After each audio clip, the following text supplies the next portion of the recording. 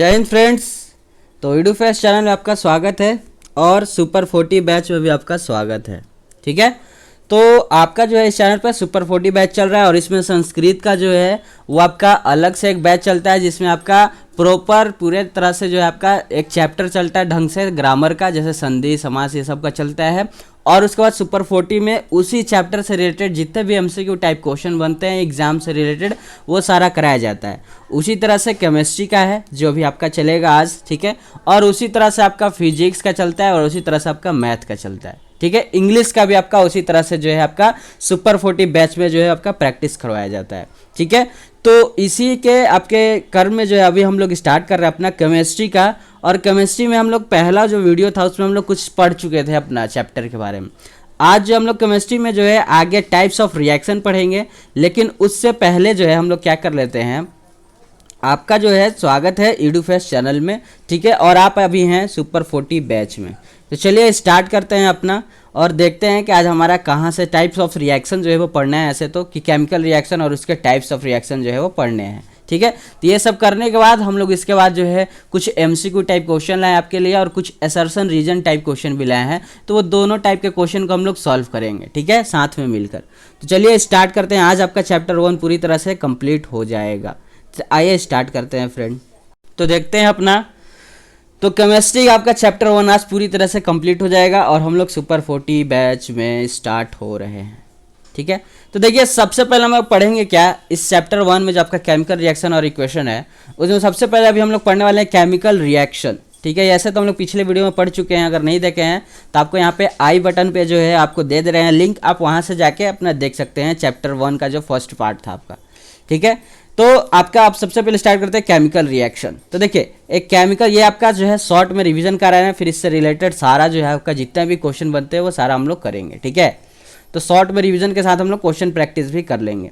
तो चलिए देखते हैं, a chemical reaction which is the change in one or more substance. ठीक है, reactants react with new substance और product which called entire different properties. यानी कि आपको बोल रहा है यहाँ पर कि केमिकल रिएक्शन में क्या होता है, जो आपका रिएक्टेंट है उससे जो प्रोडक्ट जो चीज़ बनता है वो एक नया सब्सटेंस आपका बनता है, रिएक्टेंट से अलग कोई एक नया सब्सटेंस बनता है, उसी को हम लोग क्या बोलते हैं, केमिकल रिएक्शन बोलते हैं। यानी कि एक या एक से ज़्यादा सब्सटेंस आप लेते हैं रिएक्टेंट के तरफ, ठीक है, और जब उसको रिएक्ट करवाते हैं तो जो आपका नया सब्सटेंस फॉर्म होता है प्रोडक्ट के साइड, उसी को हम कहते हैं क्या, उसी को हम लोग कहते हैं केमिकल रिएक्शन। ठीक है, उसी को हम लोग क्या कहते हैं, केमिकल रिएक्शन कहते हैं। अब रिएक्टेंट क्या होता है, तो आप देखते होंगे एरो ऐसा रहता है हर रिएक्शन में, और इस तरफ कुछ एलिमेंट लिखा हुआ रहता है और कुछ एलिमेंट इस तरफ लिखा हुआ रहता है। तो इस साइड आपका रिएक्टेंट होता है जो आर से लिखा हुआ है, और इस साइड आपका, इसको हम लोग प्रोडक्ट कहते हैं इस साइड वाले को। तो यही आपका रिएक्टेंट और प्रोडक्ट है। तो the reacting species is known as reactant, यानी रिएक्ट करने के लिए जो चीज़ आप ले रहे हैं उसको रिएक्टेंट कहेंगे। ठीक है, यानी chemical change in A chemical reaction में जो चेंज हो रहा है सब्सटेंस उसी को रिएक्टेंट कहेंगे। यानी इस साइड वाला आपका रिएक्टेंट है और जो नया सब्सटेंस फॉर्म होकर आया है उसको हम लोग प्रोडक्ट कहेंगे। यानी the new species formed by the result of reaction, उस रिएक्शन से जो न्यू स्पेसिस फॉर्म हुआ है उसे हम लोग क्या कहेंगे, प्रोडक्ट कहेंगे। इतना उम्मीद है आपको समझ में आया होगा। अब केमिकल रिएक्शन में कौन कौन सा चीज़ जो है वो आपका क्या करता है, चेंज करता है या चेंज नहीं करता, उसके बारे में देख लेते हैं। तो जब आप केमिकल रिएक्शन करते हैं तो उसमें क्या होता है, हो सकता है वो उसमें आपका उसका स्टेट चेंज हो जाए, यानी सॉलिड से वो लिक्विड में आ जाए। ठीक है, सॉलिड से लिक्विड में आ जाए, लिक्विड से हो सकता है वो गैस में आ जाए, या फिर गैस से हो सकता है वो सॉलिड में हो जाए, यानी उसका स्टेट चेंज हो जाए। ये हो सकता है कि उसका क्या हो जाए, उसका स्टेट चेंज हो जाए। ठीक है फ्रेंड, अब देखिए उसमें नेक्स्ट जो आपका क्या हो सकता है चेंज, वो भी देख ले। नेक्स्ट इसका हो सकता है कि इवोल्यूशन। ठीक है, इवोल्यूशन ऑफ गैस, गैस हो सकता है। हाँ, एक तो छूट गया यहाँ पे, कलर भी चेंज हो सकता है, स्टेट चेंज हो सकता है, उसका कलर चेंज हो सकता है, या फिर उस जो रिएक्शन है उस रिएक्शन में से, इस पानी में से जो रिएक्शन आपका, ये सपोज एट मानिए ये आपका लिक्विड है, तो यहाँ से हो सकता है गैस जो है आपका निकलने लगे।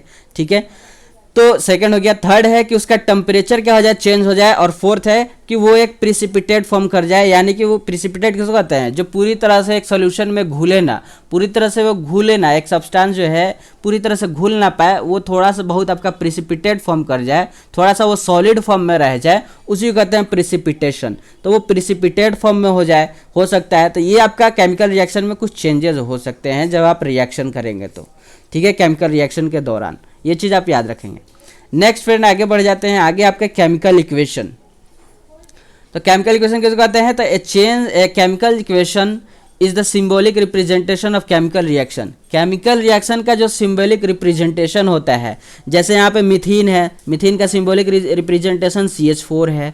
ऑक्सीजन है, ऑक्सीजन का रिप्रेजेंटेशन O2 है। तो ये जो आपका केमिकल रिएक्शन में जो आपका जो रिप्रेजेंटेशन है, ठीक है, केमिकल रिएक्शन में जो इक्वेशन में आप रिप्रेजेंटेशन कर रहे हैं किसी एलिमेंट का, किसी कंपाउंड का एक इक्वेशन के फॉर्म में, ठीक है, और जो सिंबॉलिक है या फिर जो फॉर्मूला है उसको रिएक्टेंट से आप प्रोडक्ट में एक नया सब्सटेंस के रूप में फॉर्म कर रहे हैं, उसी को कहते हैं केमिकल इक्वेशन, उसी को कहते हैं केमिकल इक्वेशन। जैसे यहाँ पे मिथीन जिसका फार्मूला CH4 होता है, जो कि गैसियस स्टेट में है, ब्रैकेट में G लिखा है, यानी कि मिथीन आपका एक गैसियस स्टेट में होता है। और ऑक्सीजन भी आपका गैसियस स्टेट में होता है, तो आपको पता ही है एक गैस है। तो इन दोनों का जब रिएक्शन होता है तो यहाँ पे आपका एक कार्बन डाइऑक्साइड गैस मिलता है और प्लस में वाटर, यानी एक आपको वाटर जो है आपको मिल जाता है, ठीक है। उम्मीद है इतना आपको समझ में आया होगा, ठीक है, समझे इतना। चलिए तो अब आते हैं बैलेंस्ड केमिकल इक्वेशन। इसमें क्या होता है कि इसमें फ्रेंड बैलेंस होता है दोनों तरफ का इक्वेशन, यानी कि द बैलेंस केमिकल इक्वेशन में क्या होता है कि the total number of atom of each element are equal to the both side of the equation. यानी रिएक्टेंट के साइड जितना आपका एटम होगा उतना ही आपका प्रोडक्ट के साइड भी एटम होगा। जैसे suppose that H2 + O2 gives H2O, ठीक है। तो यहाँ पे देखिए, यहाँ पे हाइड्रोजन और ऑक्सीजन में दो एलिमेंट है, दो आपका लगा हुआ है, दो यहाँ लगा है, दो यहाँ लगा है, यानी मीन्स यहाँ पे आपका कितना है, यहाँ पे आपका जो है पूरी तरह से देखा जाए तो यहाँ पे 2 और 2 4 है, 4 एटम यहाँ पे आपको दिख रहे हैं, 4 एटम इस तरफ आपको दिख रहे हैं। और इस तरफ आपको कितना दिख रहा है, तो इस तरफ देखिए फ्रेंड, इस तरफ आपका 2 हाइड्रोजन है और 1 ऑक्सीजन है, यानी 3 ही दिख रहा है। यानी अभी ये आपका बैलेंस्ड में नहीं है, अभी ये आपका बैलेंस्ड केमिकल इक्वेशन में नहीं है। तो अब इसको हम बैलेंस करेंगे। इसको बैलेंस करेंगे कैसा है ये देख लेते हैं। अब इसको हम बैलेंस करने जा रहे हैं। तो हाइड्रोजन 2 है, इस साइड भी देखिए, इस साइड हाइड्रोजन 2 है तो इस साइड भी हाइड्रोजन 2 है, यानी रिएक्टेंट और प्रोडक्ट दोनों साइड जो आपका हाइड्रोजन 2 है। ऑक्सीजन रिएक्टेंट के साइड 2 है, लेकिन इधर प्रोडक्ट के साइड आपका ऑक्सीजन 2 नहीं है। तो आप यहाँ पे 2 नहीं लगाएंगे, ऑक्सीजन के नीचे 2 नहीं लगाएंगे, ये गलती कभी मत कीजिएगा। आप हमेशा जो भी आप वैल्यू पुट करेंगे तो आपका सबसे आगे वैल्यू पुट होता है, ये बात ध्यान रखेंगे। यानी आप हमेशा 2 को कहाँ रखेंगे, इस साइड रखेंगे। 2 आप हमेशा पुट करेंगे तो आगे सबसे आगे पुट करेंगे कंपाउंड के। तो आप 2 वहाँ पे पुट कर दिए, तो अब वहाँ पे 2 पुट करने से ऑक्सीजन तो 2 हो गया, देखिए ये ऑक्सीजन 2 हो गया रिएक्टेंट के साइड और प्रोडक्ट के साइड। लेकिन हाइड्रोजन जो है वो 2 दूनी 4 हो गया और इधर हाइड्रोजन 2 ही है। तो क्या कीजिए, यहाँ पे भी हाइड्रोजन के आगे एक 2 लगा दीजिए। अब देखिए हाइड्रोजन इस साइड भी 4 है और इस साइड भी हाइड्रोजन 4 है, इस साइड ऑक्सीजन 2 है और इस साइड भी ऑक्सीजन 2 है। अब इसको भी ऐड कर दीजिए, इसको भी ऐड कीजिए, तो इधर भी 6 है और इधर भी 6 है, यानी दोनों तरफ 6 एटम आ चुके हैं। यानी दोनों तरफ रिएक्टेंट साइड और प्रोडक्ट साइड दोनों तरफ का एटम आपका सेम हो चुका है। तब हम बोलेंगे कि आपका जो इक्वेशन है वो आपका क्या है, बैलेंस्ड केमिकल इक्वेशन है। और यही आपका बैलेंस केमिकल इक्वेशन का आपका क्या होता है, डिफिनीशन होता है कि total number of atom of each element are equal to the both side of the equation. यानी दोनों साइड का इक्वेशन में आपका टोटल नंबर ऑफ एटम क्या होना चाहिए, इक्वल होना चाहिए। अब आ जाते हैं अपने टाइप्स ऑफ केमिकल रिएक्शन पर। टाइप्स ऑफ केमिकल रिएक्शन पर आ जाते हैं कि कितने टाइप्स ऑफ केमिकल रिएक्शन होते हैं। तो चलिए देख लेते हैं। तो देखिए पहला आपका केमिकल रिएक्शन होता है कॉम्बिनेशन रिएक्शन। आराम से पढ़ेंगे सारा केमिकल रिएक्शन को, फिर इसके बाद क्वेश्चन हम लोग करेंगे, एमसीक्यू टाइप क्वेश्चन और एसेशन रीजन टाइप क्वेश्चन हम लाए हैं आपके लिए अभी, ठीक है। तो पहला आपका आ जाता है केमिकल रिएक्शन में आपका कौन सा, कॉम्बिनेशन रिएक्शन। ये क्या होता है, तो एक रिएक्शन इन विच 2 और more reactants react together to form a single product. देखिए इसका नाम से ही पता चल रहा है कि ये क्या करेगा, कॉम्बिनेशन। कॉम्बिनेशन का मतलब क्या है कि अगर 2 चीज़ है, जैसे आपका 1 + 2 है, 1 और 2 अगर कोई डिजिट है, 1 और 2 कोई डिजिट है, तो इनका कंबाइन यानी कॉम्बिनेशन कर दीजिए, यानी 1 और 2 दोनों को जोड़ दीजिए तो 3 आ गया। तो इस तरह के रिएक्शन को क्या कहेंगे, या देखिए 1 और 2 दोनों कंबाइन हुआ है तो 3 आया है।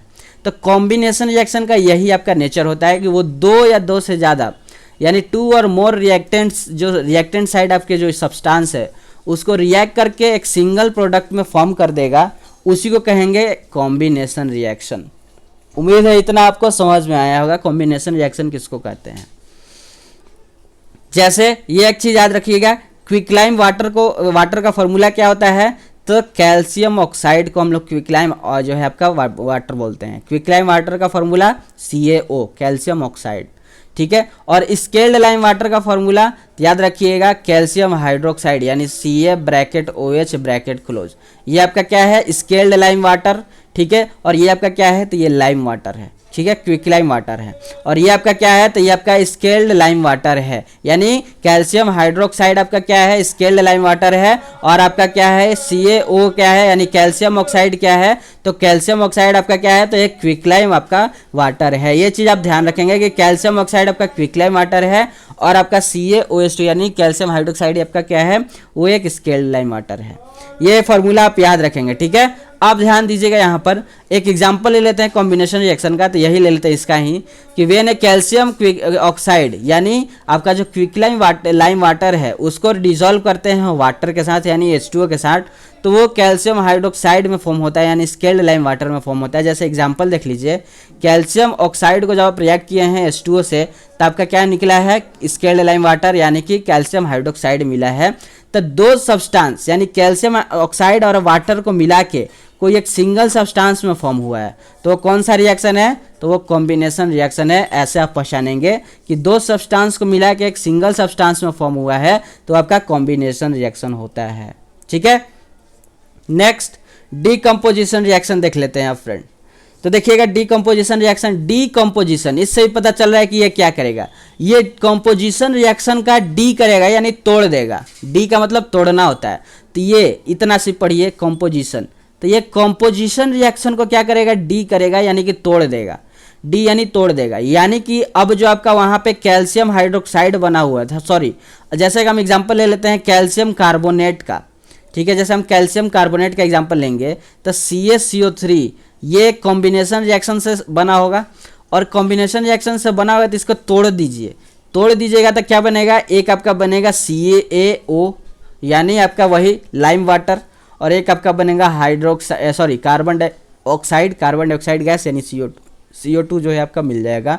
और ये रिएक्शन कब होता है, जब आप इस पे हीट देते हैं। ये ट्रायंगल शेप का जो बना है इसका मतलब होता है हीट, ठीक है। शॉर्ट में इसको ट्रायंगल बना देते हैं, यानी इसका मतलब ही होता है हीट देना।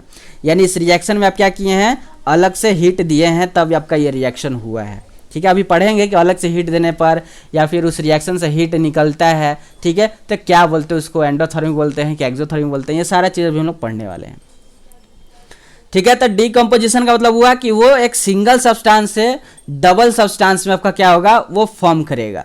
यानी कि a reaction in which a single reactants break down to the form of 2 और मोर प्रोडक्ट, यानी एक सिंगल रिएक्टेंट से वो 2 या 2 से ज़्यादा प्रोडक्ट में जो है वो क्या कर जाएगा, टूट जाएगा, उसी को कहते हैं डीकम्पोजिशन रिएक्शन। उम्मीद है इतना आपको समझ में आया होगा। In this form of energy required to reaction the reaction of the 3 types, इस तरह के रिएक्शन में जो है आपका क्या होता है, एनर्जी रिक्वायर्ड होता है, यानी हीट देना पड़ता है या फिर कोई अलग से जो है आपको क्या करना पड़ता है, एनर्जी देना पड़ता है। यानी डीकम्पोजिशन रिएक्शन होने के लिए कोई अलग से एनर्जी आपको देना पड़ेगा। अब वो कितने टाइप के आपके होते हैं वो भी पढ़ लेते हैं। तो डीकम्पोजिशन रिएक्शन के कुछ टाइप्स देख लेते हैं। पहला है आपका थर्मल डीकम्पोजिशन। अब ध्यान दीजिएगा, थर्मल का मतलब होता है टेम्परेचर, यानी यहाँ पे कुछ हीट उट का जो है आपका बात होगा।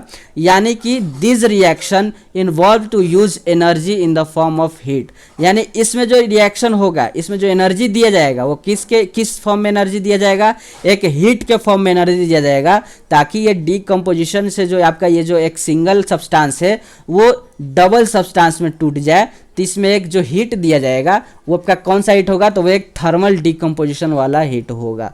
तो यहाँ पे कैल्शियम कार्बोनेट को जो है आप जब हीट दिए तो ये कैल्शियम ऑक्साइड यानी क्विकलाइम में और कार्बन डाइऑक्साइड गैस में ये टूट जाता है। तो ऐसा रिएक्शन को हम लोग क्या कहते हैं, इस तरह के रिएक्शन को हम लोग थर्मल डिकम्पोजिशन रिएक्शन बोलते हैं। और इसमें फ्रेंड याद रखिएगा हमको हीट देना पड़ता है, ये हीट, ठीक है। अब ये हीट सनलाइट का भी हीट हो सकता है या फिर कोई अलग टाइप का भी हीट हो सकता है, ठीक है। सनलाइट का भी हीट हो सकता है, सनलाइट का हीट उसको भी ऐसे ही दिखाते हैं, सनलाइट के हीट को भी, ठीक है। तो सनलाइट का भी हीट हो सकता है या फिर कोई अलग से भी हीट देके इस रिएक्शन को किया जा सकता है।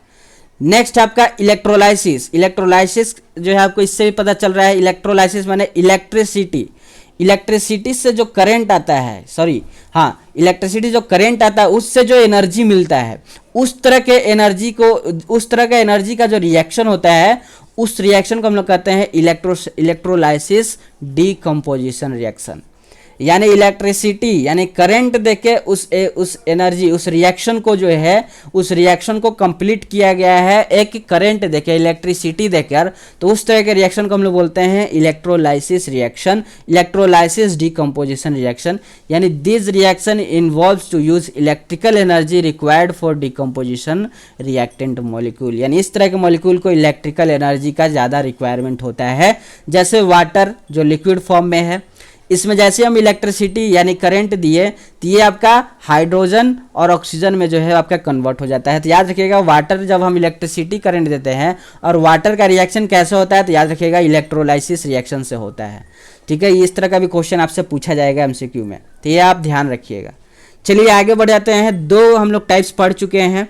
नेक्स्ट आपका वही डीकम्पोजिशन का ही टाइप है आपका अभी थर्ड टाइप, ठीक है। दो टाइप पढ़े, एक इलेक्ट्रोलाइसिस और एक थर्मल डीकम्पोजिशन। तीसरा आपका है फोटोलाइसिस। फोटोलाइसिस से भी आपका पता चल रहा है कि ये सनलाइट से होगा। फोटोलाइसिस यानी फोटोकेमिकल, फोटो का मतलब लाइट होता है, फोटो का मतलब क्या होता है, लाइट होता है, ठीक है। आप इसको याद रख सकते हैं, जब आप जो है फोटो लेते हैं कैमरा से, जो फोटो लेते हैं तो जो फ्लैश जलता है, ठीक है, तो वही होता है कि फ्लैश जब जला यानी लाइट, यानी फोटो, फोटो का मतलब लाइट, यानी फोटो केमिकल डिकम्पोजिशन।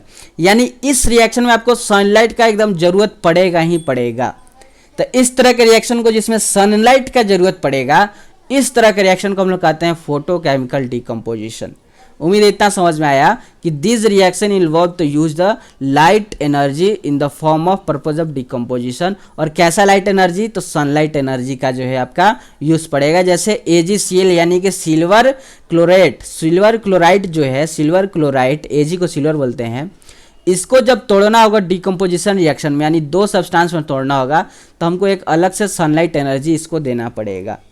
उम्मीद है इतना आपको समझ में आया होगा। आ गया ना? चलिए तो आगे बढ़ जाते हैं और आगे देखते हैं अपना। नेक्स्ट है हमारा थर्ड जो आपका टाइप होता है केमिकल रिएक्शन का, ठीक है। केमिकल इक्वेशन में टाइप्स जो आपका है वो है डिस्प्लेसमेंट रिएक्शन। इसके नाम से भी आपको पता चल जाएगा कि इसमें कैसा होगा। डिस्प्लेस यानी प्लेसमेंट, यानी प्लेस को आपका क्या करेगा, डिस करेगा यानी चेंज करेगा। डिस का मतलब चेंज करना, डिस का मतलब चेंज करना, और प्लेस का मतलब क्या होता है, जगह होता है, जगह होता है, ठीक है। यानी कि अपना जगह को जो चेंज करेगा सब्सटेंस, अपने जगह को जो चेंज करेगा सब्सटेंस, उस तरह के सब्सटेंस को हम लोग बोलेंगे डिस्प्लेसमेंट रिएक्शन, ठीक है। तो डिस्प्लेसमेंट रिएक्शन आपके दो टाइप के होते हैं, एक सिंगल डिस्प्लेसमेंट रिएक्शन और एक डबल डिस्प्लेसमेंट रिएक्शन। तो सिंगल डिस्प्लेसमेंट में क्या होगा कि एक सिंगल सब्सटेंस अपना सिर्फ एक जो है पोजीशन को चेंज करेगा, और डबल डिस्प्लेसमेंट में क्या होगा कि दो एलिमेंट जो है वो अपना अलग अलग जो है अपना प्लेस करेंगे चेंज, यानी दो सब्सटेंस जो है वो अपना प्लेस को चेंज करेंगे, तब हम वहाँ पे डबल डिस्प्लेसमेंट बनेंगे। और अगर एक सिंगल सब्सटेंस अपना प्लेस को चेंज कर रहा है तो हम वहाँ पे बोलेंगे सिंगल डिस्प्लेसमेंट रिएक्शन। जैसे यहाँ पर जिंक जो है वो आपका कॉपर सल्फेट से क्या कर रहा है, अपना जो है इंटरचेंज करेगा। तो यहाँ पे जिंक जो कॉपर है, कॉपर हट के वहाँ पे जिंक आ जाएगा, यानी कि जिंक का और कॉपर का क्या हुआ है, यानी जिंक जो है वो कॉपर का हटा के और वहाँ पे आके आपका खुद बैठ गया है। यानी यहाँ पे सिर्फ जिंक का डिस्प्लेसमेंट चेंज हुआ है कॉपर के साथ, यानी यहाँ पे सिर्फ सिंगल डिस्प्लेसमेंट रिएक्शन हुआ है। तो जिंक सल्फेट प्लस में कॉपर बेचारा बाहर आ गया, ठीक है। अब यहाँ पे इस तरह का भी रिएक्शन आता है जिसमें ये रिएक्शन होगा भी नहीं, ठीक है। तो वो चीज़ हम बताएंगे, वो आपका रिएक्टिविटी सीरीज से रिलेटेड हो जाता है, ठीक है। तो ये बात ध्यान रखिएगा। अब यहाँ पे जिंक जो है वो कॉपर को क्यों मार दिया और अब कॉपर की जगह पे खुद आ गया, ऐसा क्यों हुआ, ऐसा क्यों हुआ? इसका मतलब ये हुआ कि जो भैया भैया इसका मतलब ये हुआ कि जो कॉपर है वो जिंक से जो है कमज़ोर है। कॉपर जो है वो लेस रिएक्टिव है जिंक से।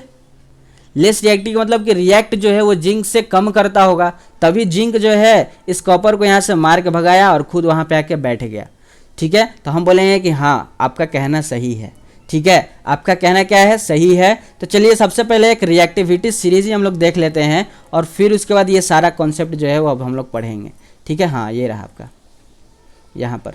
तो सबसे पहले हम लोग रिएक्टिविटी सीरीज देख लेते हैं। रिएक्टिविटी सीरीज फ्रेंड ये है आपका। ठीक है, ये आपका क्या है? Reactivity series. रिएक्टिविटी सीरीज का मतलब होता है कि रिएक्टिव करने वाला मेटल को हम लोग ऊपर रखते हैं। जो सबसे ज़्यादा रिएक्टिव करता है मेटल हम उसको ऊपर रख लेते हैं और जो लेस रिएक्टिव करता है हम उसको नीचे रख लेते हैं। और इस तरह का जो सीरीज हमने बनाया है, सजावट जो किया है, अरेंजमेंट जो किया है, इस तरह के सीरीज को, इसी तरह के सीरीज को हम लोग बोलते हैं रिएक्टिविटी सीरीज। उम्मीद है आपको समझ में आया होगा रिएक्टिविटी सीरीज नाम इसका क्यों दिया गया। और रिएक्टिविटी का मतलब होता है रिएक्ट करने का क्षमता, यानी किस मेटल में कितना रिएक्ट करने का क्षमता है और अदर मेटल से उसमें कितना रिएक्ट करने का क्षमता है। यानी कंपेयर करेंगे कि उस मेटल से ये जो मेटल है वो ज़्यादा रिएक्टिव है या फिर लेस रिएक्टिव है, इसलिए हम लोग रिएक्टिविटी सीरीज का निर्माण करते हैं। ठीक है, फॉर्मेशन करते हैं, बनाते हैं। तो इस रिएक्टिविटी सीरीज को याद रखिएगा कि ऊपर में जो भी चीज़ है, ऊपर से नीचे तक में जो आ रहा है वो सारा जो सारा है वो आपका क्या होता है? लेस रिएक्टिव होते चला जाता है। यानी जो सबसे ऊपर में आपका मेटल होगा वो सबसे ज़्यादा हाईली यानी मोस्ट रिएक्टिव मेटल होगा, वो किसी से भी रिएक्ट कर जाएगा, किसी से भी रिएक्ट कर जाएगा वो, इसलिए वो सबसे ऊपर है। तो सबसे ऊपर कौन है? पोटेशियम, फिर सोडियम, फिर कैल्शियम, फिर मैग्नीशियम, फिर अल्युमिनियम, फिर कार्बन, फिर जिंक, फिर इसके बाद आयरन, एसएन से टीन होता है, पीबी से आपका लीड होता है, एच से हाइड्रोजन। हाइड्रोजन पे आके जो है आपका रिएक्शन जो है वो आपका बैलेंस हो जाता है। ये आपका यहाँ पे रिएक्टिविटी सीरीज का क्या है? 0 पॉइंट मान लीजिए इसको, स्टार्टअप पॉइंट यहाँ से मान लीजिए। तो हाइड्रोजन से ऊपर वाले जितने भी हैं वो सारे मोर रिएक्टिव आपके मेटल कहाएंगे, या फिर जितने भी हैं वो सारे मोर रिएक्टिव सब्सटेंस यानी मोर रिएक्टिव एलिमेंट कहाएंगे। एक तरह से आप याद रख सकते हैं। हाइड्रोजन से जितने भी ऊपर वाले चीज़ हैं, जितने भी ऊपर आपके जो एलिमेंट आए हैं वो सारे मोर रिएक्टिव एलिमेंट हैं, मोस्ट रिएक्टिव एलिमेंट हैं। वो ज़्यादा से ज़्यादा रिएक्शन में रिएक्शन करते हैं, ज़्यादा से ज़्यादा केमिकल रिएक्शन में जो है क्या करते हैं? रिएक्शन करते हैं। और हाइड्रोजन से नीचे जितने भी आपको दिखने को मिलेंगे वो सारे लेस रिएक्टिव आपके क्या होंगे? एलिमेंट होंगे। जैसे कॉपर हुआ, जैसे आपका सिल्वर हुआ, एजी जिसको बोलते हैं, जैसे आपका गोल्ड हुआ, ये सब सारे लेस रिएक्टिव मेटल हैं। ये आपको रिएक्शन में ज़्यादा देखने को नहीं मिलेंगे। और जैसे आपका प्लेटिनम हुआ, तो ये सारे आपके लेस रिएक्टिव हैं, इतने दूर के ये सारे लेस रिएक्टिव एलिमेंट हैं। अब यहाँ पे आप कंपेयर कीजिए। कंपेयर जैसे कि आपसे पूछ देगा कि बताइए जो आपका पोटेशियम है और जो आपका जो आपका सोडियम है, इन दोनों में से मोस्ट रिएक्टिव कौन एलिमेंट है? मोस्ट रिएक्टिव एलिमेंट कौन है? या आपसे पूछ दिया कि मोस्ट रिएक्टिव एलिमेंट बताइए कौन है। ऑप्शन दिया ए कि आपका पोटेशियम है, बी दिया कि आपका सोडियम है, सी दिया कि पोटेशियम एंड सोडियम दोनों है, और डी दिया कि कोई नहीं है। इन सब में से कोई नहीं है, कटुम कुटुम का मतलब कि कोई है ही नहीं। तो बताइए इन A B C D option में से कौन सा ऑप्शन सही होगा? तो मामूली सी बात है, आपका ए ऑप्शन करेक्ट हो जाएगा, क्योंकि रिएक्टिविटी सीरीज में आपका पोटेशियम सबसे ऊपर है और सोडियम उसके बाद है। यानी सोडियम से ऊपर आपका पोटेशियम आ रहा है, यानी मोस्ट रिएक्टिव एलिमेंट कौन हो जाएगा? मोस्ट रिएक्टिव एलिमेंट आपका पोटेशियम हो जाएगा। तो ए ऑप्शन आपका करेक्ट हो जाएगा। उम्मीद है आप रिएक्टिविटी सीरीज को समझ गए होंगे। उसी तरह से आपसे कंपेयर करके पूछेगा, बताइए कि अल्युमिनियम और आपका आयरन, अल्युमिनियम और आयरन में कौन ज़्यादा रिएक्टिव एलिमेंट है?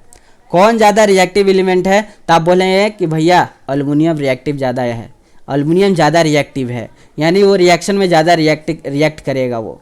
ठीक है, अब आपसे पूछ दिया उल्टा कि बताइए यहाँ पर कि आपका मैग्नीशियम और आयरन, या फिर आपसे पूछ दिया बताइए हमको कि जिंक और कॉपर में लेस रिएक्टिव एलिमेंट कौन है?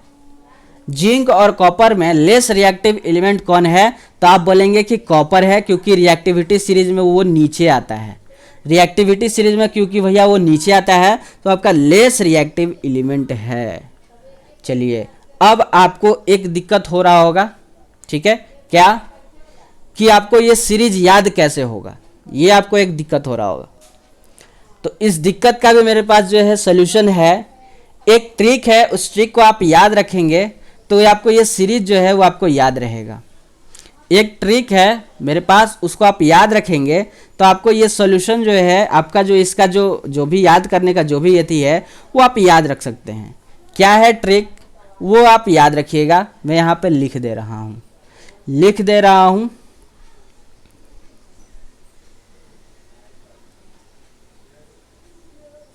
लिखने में ही तो नहीं बन रहा है।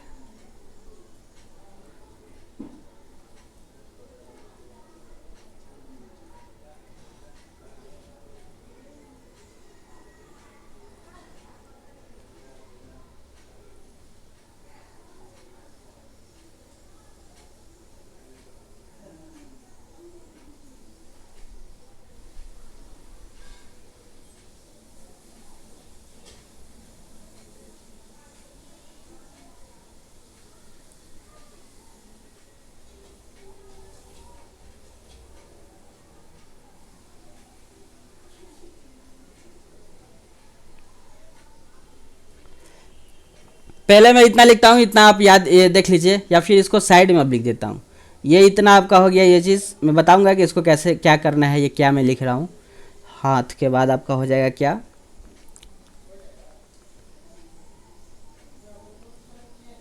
कुरपा कुरपा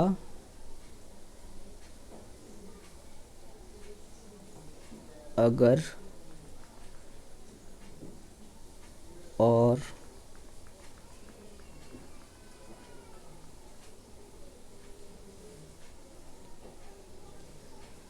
और के बाद क्या हो जाएगा, दे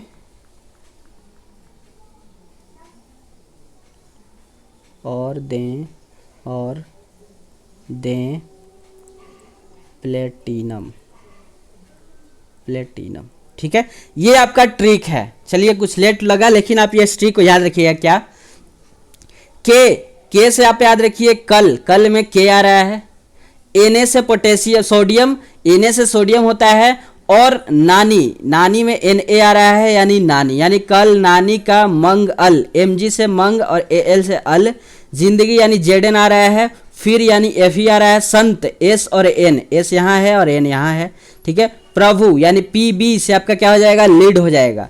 ठीक है, Pb से लीड, के को छोड़ दीजिएगा, के आपका वो बैठाने के लिए रखा गया था, आप इसको याद ना कीजिएगा। हाथ यानी H से आपका क्या आ गया, हाइड्रोजन आ गया। ठीक है, उसके बाद आपका यहाँ पे कुरपा से Cu से कॉपर आ गया, फिर उसके बाद Ag से आपका आ गया सिल्वर, और Au से आपका गोल्ड, और फिर उसके बाद दे को भी आप अलग रखिएगा, इसको आप याद नहीं कीजिएगा, ये आपको सिर्फ बैठाने के लिए रखा गया है ट्रिक पे। और फिर प्लेटिनम, यानी कल नानी का मंगल जिंदगी, फिर संत प्रभु के हाथ, कृपा अगर और दे प्लेटिनम, यानी कृपा कीजिए कि और हमको दे सके प्लेटिनम। जो गाड़ी होता है प्लेटिनम गाड़ी, वो हमको कृपा करके और दे प्रभु। ये आपका जो है नानी पे बैठा सकते हैं इस ट्रिक को। ठीक है, क्या कि कल नानी का मंगल जिंदगी, फिर संत प्रभु के हाथ, कृपा अगर और दे प्लेटिनम। तो कल से आपका के से पोटेशियम हो जाएगा, नानी यानी Na से आपका सोडियम हो जाएगा, Ca का से आपका क्या हो जाएगा, कैल्शियम हो जाएगा, Mg मंग Mg से आपका क्या हो गया, मैग्नीशियम, अल यानी Al से आपका हो गया एल्युमिनियम, जिंदगी से आपका क्या हो जाएगा यहाँ पर, हाँ एक चीज छूट गया, कार्बन का। तो मंगल कर याद सकते हैं, मंगल के बाद एक चीज यहाँ पे लिख सकते हैं कर, CAR से कर लीजिए, कर। ठीक है, कर ऐसे कार हो जाएगा, लेकिन इसको कर ही पढ़िएगा। तो सी से आपका जो है कार्बन हो जाएगा। ठीक है, तो मंगल कर जिंदगी आप ऐसे याद रख सकते हैं। तो कल नानी का मंगल कर जिंदगी, फिर संत प्रभु के हाथ, कृपा अगर और दे प्लेटिनम। ठीक है, तो इससे आप याद रख सकते हैं। ठीक है, तो सी से आपका कार्बन, Zn जिंदगी, Zn से आपका हो जाएगा जिंक, Fe से आपका आयरन, संत Sn से आपका क्या हो जाएगा यहाँ पर, जल्दी बताइए, Sn से आपका हो जाएगा टीन, और प्रभु P और B यहाँ पर है, तो Pb से आपका लेड, H से हाइड्रोजन हो जाएगा, कृपा में आपका Cu है, इसमें आपका क्या हो जाएगा, कॉपर, Ag यानी कि आपका क्या हो जाएगा, अगर में Ag यानी सिल्वर, Au से गोल्ड, दे को आप छोड़ दीजिए, और प्लेटिना आपका है। तो इस तरह से आप इस ट्रिक से आप इस जो रिएक्टिविटी सीरीज है आप इसको याद रख सकते हैं।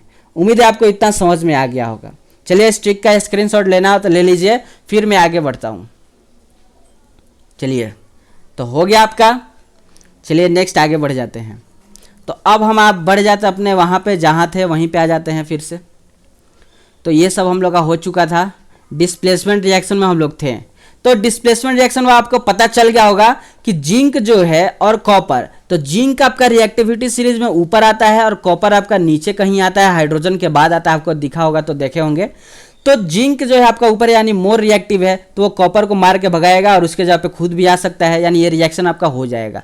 इस तरफ से भी क्वेश्चन आता है कि रिएक्शन होगा कि नहीं होगा, तो आप इसको रिएक्टिविटी सीरीज से बता सकते हैं कि इस रिएक्शन होगा कि नहीं होगा। ठीक है, इस तरह का भी क्वेश्चन आपसे एमसीक्यू में पूछा जा सकता है। ये सब मैं आपको प्रैक्टिस कराऊंगा आगे चल के। ठीक है, तो ये आप सिंगल डिस्प्लेसमेंट आपको पता चल गया। डबल डिस्प्लेसमेंट क्या होगा कि दोनों आपका जो एलिमेंट है वो आपका चेंज करेगा पोजीशन को, यानी सोडियम जो है वो Cl को लेके जाएगा और इधर से जो आपका Ba यानी बेरियम है वो आपका सल्फेट को लेके जाएगा, यानी SO4 को ले जाएगा। तो एक आपका सोडियम चेंज कर रहा है पोजीशन और एक आपका यहाँ से बेरियम चेंज कर रहा है पोजीशन, यानी दो एलिमेंट आपका पोजीशन चेंज कर रहे हैं। तो इसलिए हम इसको बोलते हैं डबल डिस्प्लेसमेंट रिएक्शन। उम्मीद है आपको पता चल गया होगा सिंगल डिस्प्लेसमेंट और डबल डिस्प्लेसमेंट में अंतर। ठीक है, तो आप इसको ऐसे याद रख सकते हैं। चलिए तो आगे बढ़ जाते हैं। ये आपके थर्ड तक हो गए। फोर्थ आपका है न्यूट्रलाइजेशन रिएक्शन। ये आपके टाइप में नहीं है लेकिन मैं यहाँ पे डाल दिया हूँ।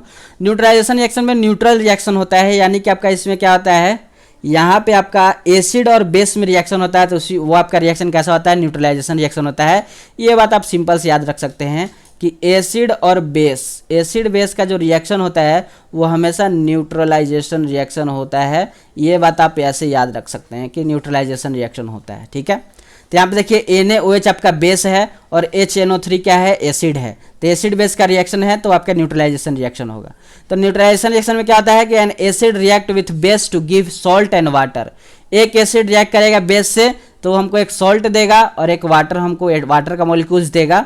तो इस तरह के रिएक्शन को हम लोग बोलते हैं न्यूट्रलाइजेशन रिएक्शन। जैसे यहाँ पे आपका सोडियम हाइड्रोक्साइड और नाइट्रिक एसिड जो है आपका रिएक्शन हो रहा है, तो आपको सोडियम नाइट्रेट और आपको वाटर मिल रहा है। ठीक है, तो इस तरह का रिएक्शन आपका न्यूट्रलाइजेशन रिएक्शन होता है। नेक्स्ट बढ़ जाता है अपना ऑक्सीडेशन एंड रिडक्शन रिएक्शन पे। ठीक है, तो देखिए फ्रेंड, ऑक्सीडेशन रिएक्शन क्या होता है कि the process in which oxygen is added to substance, यानी ऐसा प्रोसेस जिसमें ऑक्सीजन ऐड होता हो। जैसे यहाँ पे सोडियम में आपका ऑक्सीजन ऐड हुआ तो आपका यहाँ पे सोडियम ऑक्साइड बना। तो इस तरह के रिएक्शन को हम लोग क्या बोलेंगे, ऑक्सीडेशन। इस तरह के प्रोसेस को हम लोग क्या बोलेंगे, ऑक्सीडेशन बोलेंगे। जहां पर किसी एक एलिमेंट में ऑक्सीजन ऐड हो रहा हो उसको बोलेंगे ऑक्सीडेशन। उम्मीद आपको समझ में आ गया होगा। या फिर बोल सकते हैं कि इन विच हाइड्रोजन इज रिमूव्ड, यानी जहां से हाइड्रोजन रिमूव हो रहा हो। जैसे नीचे वाला में देखिए, नीचे वाला इथेनॉल का आपका फॉर्मूला है। इथेनॉल का फॉर्मूला CH3 CH2OH, OH लगा हुआ होता है, अल्कोहल होता है। ठीक है, तो ये आपका ईथ होता है। तो ईथ EATH, ठीक है, EATHA इथेन होता है। तो इथेन में से E हटा के OH अल्कोहल का OL जोड़ देते हैं तो इथेनॉल होता है। ये सारा चीज़ हम लोग पढ़ेंगे आगे चल के कार्बन कंपाउंड्स में। सारा इसका नेमिंग में आपको ऐसा सिखाऊंगा कि आप हमेशा याद रख सकते हैं, भूलेंगे कभी नहीं। ठीक है, तो चलिए आगे बढ़ जाते हैं। तो आपका यहाँ पे देखिए सेकंड वाला रिएक्शन में यहाँ से हाइड्रोजन आपका क्या हो रहा है, बाहर जा रहा है। तो हाइड्रोजन जो रिमूव होता है किसी रिएक्शन से, तो उस तरह के रिएक्शन को हम लोग ऑक्सीडेशन बोलते हैं। या फिर ऑक्सीजन कहीं ऐड होता है तो उस तरह के भी रिएक्शन को हम लोग, उस तरह के प्रोसेस को भी हम लोग ऑक्सीडेशन बोलते हैं। सिंपल सा आपका यही है ऑक्सीडेशन का डिफिनीशन। नेक्स्ट देखते हैं रिडक्शन। तो रिडक्शन याद रखिएगा, सेम उल्टा ऑक्सीडेशन का, यानी रिडक्शन में आपका हाइड्रोजन ऐड होगा और ऑक्सीजन क्या होगा, ऑक्सीजन आपका रिमूव्ड होगा। हाइड्रोजन आपका क्या होगा, ऐड होगा और ऑक्सीजन आपका रिमूव्ड होगा। यानी यहाँ देखिए सोडियम में हाइड्रोजन ऐड हुआ है तो आपका सोडियम हाइड्राइड बना है। और यहाँ पे जिंक ऑक्साइड में से कार्बन के साथ रिएक्शन क्या हो गया, तो जिंक जो है अपना ऑक्सीजन को जो है वो भेज दिया कार्बन के पास और जिंक बेचारा अपना ऑक्सीजन को बाहर निकाल दिया।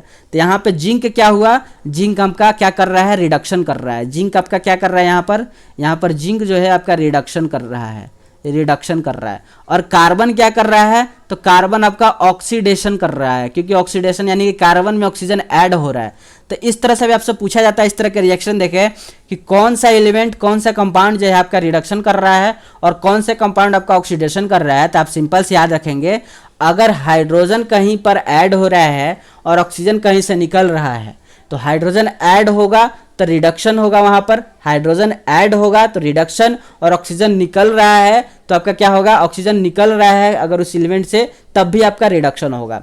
ठीक है, और वही ऑक्सीडेशन का देखें तो ऑक्सीडेशन में क्या होगा, ऑक्सीजन ऐड होगा और हाइड्रोजन रिमूव्ड होगा। ठीक है, तो ऑक्सीडेशन का उल्टा अपोजिट क्या होता है, रिडक्शन होता है। सिंपल से आप इसको याद रख सकते हैं। काफ़ी इजीली समझाने का मैं कोशिश किया हूँ, नहीं समझ में आएगा तो वीडियो को एक बार फिर से रिपीट कीजिएगा, पीछे जाकर फिर से एक बार पीछे जाइएगा वीडियो के और फिर से देखिएगा। जब तक आपको नहीं समझ में आता है तब तक आप बैक करते रहिएगा और शुरू से देखते रहिएगा। ठीक है, जो टॉपिक आपको नहीं समझ में आ रहा है आप उसको बैक करके देखते रहिएगा। ठीक है, हाँ, क्योंकि ये आपका एक रिवीजन बैच चल रहा है, सुपर 40 बैच। इसमें आपका टारगेट रखा गया है 40 में 40। जो भी सब्जेक्ट आपको यहाँ पे सुपर 40 में चलेगा, हर सब्जेक्ट जो भी चल रहा है उसमें 40 में 40 का टारगेट रख के इस बैच को जो है वो क्या किया गया है, क्रिएट किया गया है। तो सुपर 40 बैच का यही कहनाम है कि आपको 40 में 40 हर हाल में लाना है। तो आपको हर चैप्टर का आपको रिवीजन वीडियो जो है, आपको वीडियो जो है इस तरह का आपको इस चैनल पर मिलेगा। अगर आपको चाहिए इस तरह का वीडियो देखना चाहते हैं, कम टाइम में अपना रिवीजन करना चाहते हैं, तो आप क्या करें, इस चैनल से जुड़ जाएं और सुपर 40 बैच को जो है वो ज्वाइन कर लें। बिल्कुल फ्री ऑफ कॉस्ट है, 0 रुपये आपको देना है। ठीक है, तो आपको आ जाता है रिडक्शन रिएक्शन पे। रिडॉक्स रिएक्शन या फिर रिडक्शन रिएक्शन किसको, सॉरी रिडॉक्स रिएक्शन पे आ जाते हैं। ठीक है, रिडक्शन बार बार दिमाग में घूम रहा है। तो रिडॉक्स रिएक्शन क्या होता है भैया, क्या वो अलग होता है क्या रिडक्शन से, ऑक्सीडेशन और रिडक्शन से क्या वो अलग होता है क्या? ठीक है, तो देखिए फ्रेंड, रिडॉक्स रिएक्शन किसको कहते हैं? रिडॉक्स रिएक्शन हम उसको कहेंगे कि those reaction in which oxidation and reduction take place simultaneously.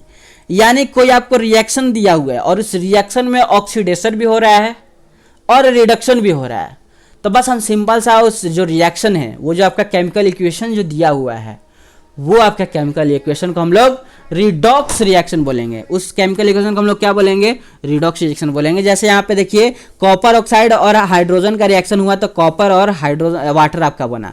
तो कॉपर देखिए अपना ऑक्सीजन को निकाल रहा है और कॉपर में कन्वर्ट हो जा रहा है। कॉपर ऑक्साइड जो है वह क्या कर रहा है, कॉपर ऑक्साइड आपका क्या कर रहा है, ध्यान से देखिएगा यहाँ पर, कॉपर ऑक्साइड जो है वो अपना ऑक्सीजन को निकाल रहा है और कॉपर में कन्वर्ट हो रहा है। यानी ऑक्सीजन को वो बाहर कर दिया, बाहर निकाल दिया कि भागो यहाँ से।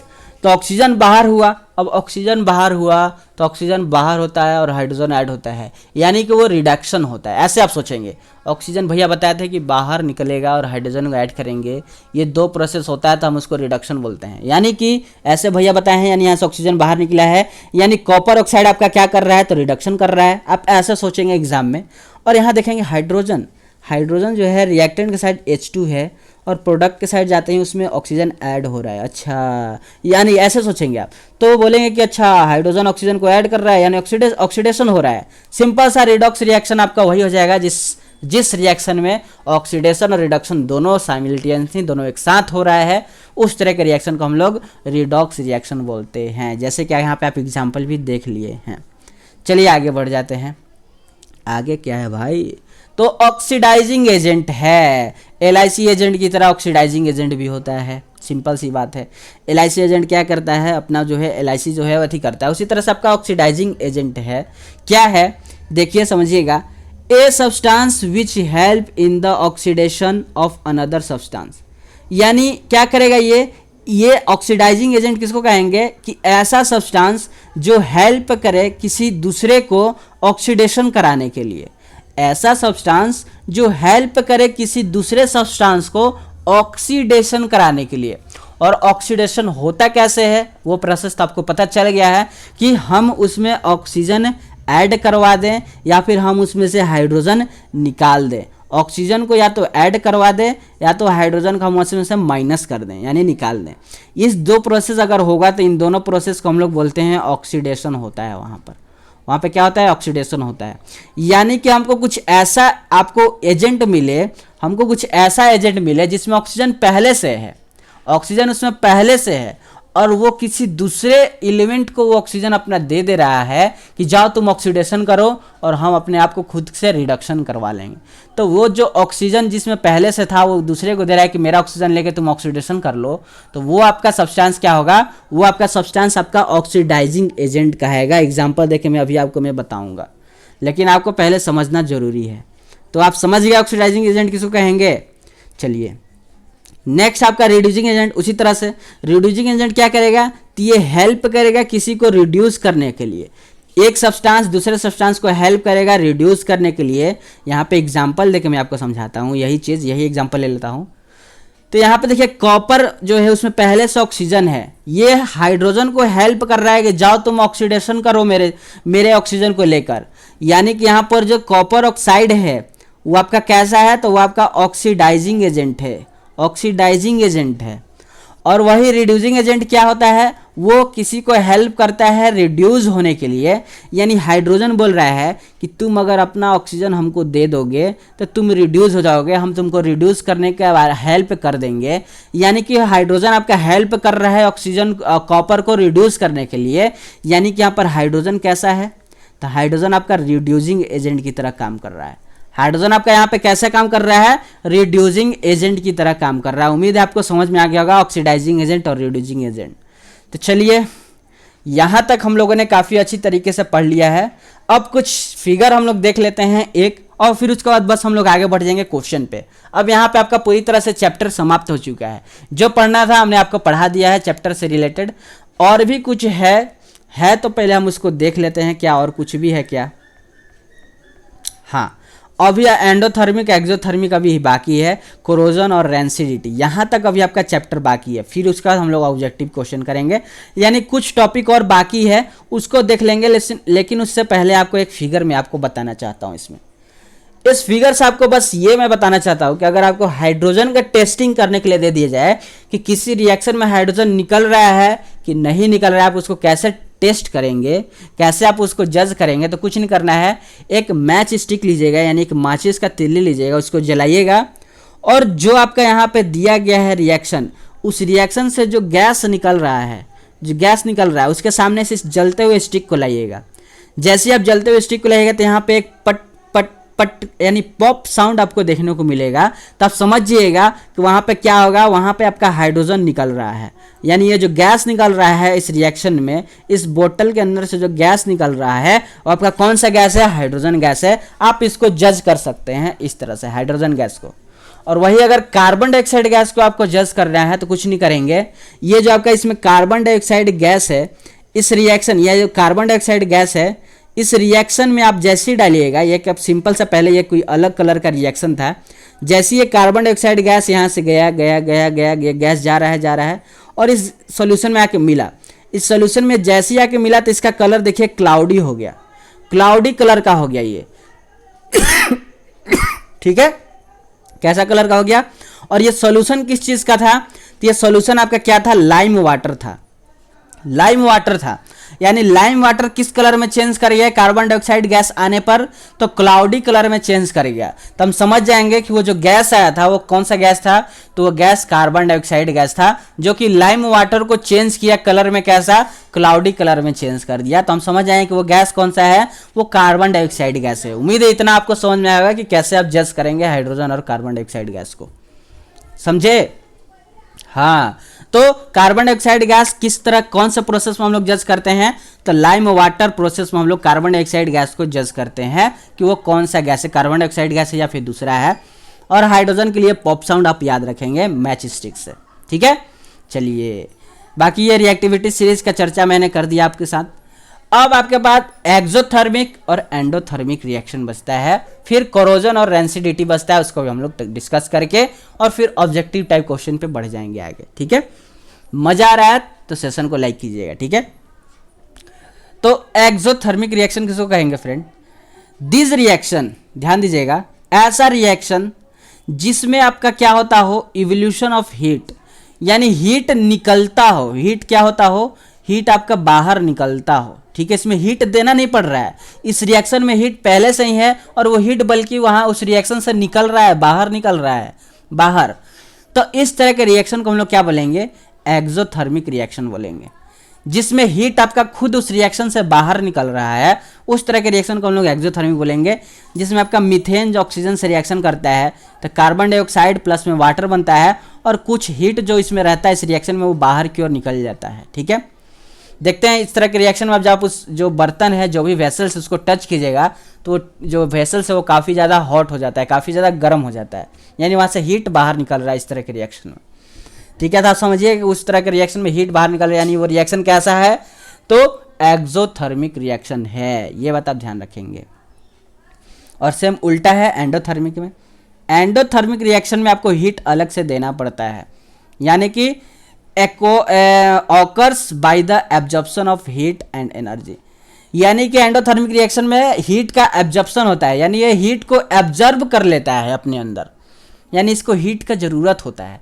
तो जिस रिएक्शन को हीट में ज़रूरत होगा, हीट का ज़रूरत होगा, उस तरह के रिएक्शन को हम लोग क्या बोलेंगे, एंडोथर्मिक रिएक्शन बोलेंगे।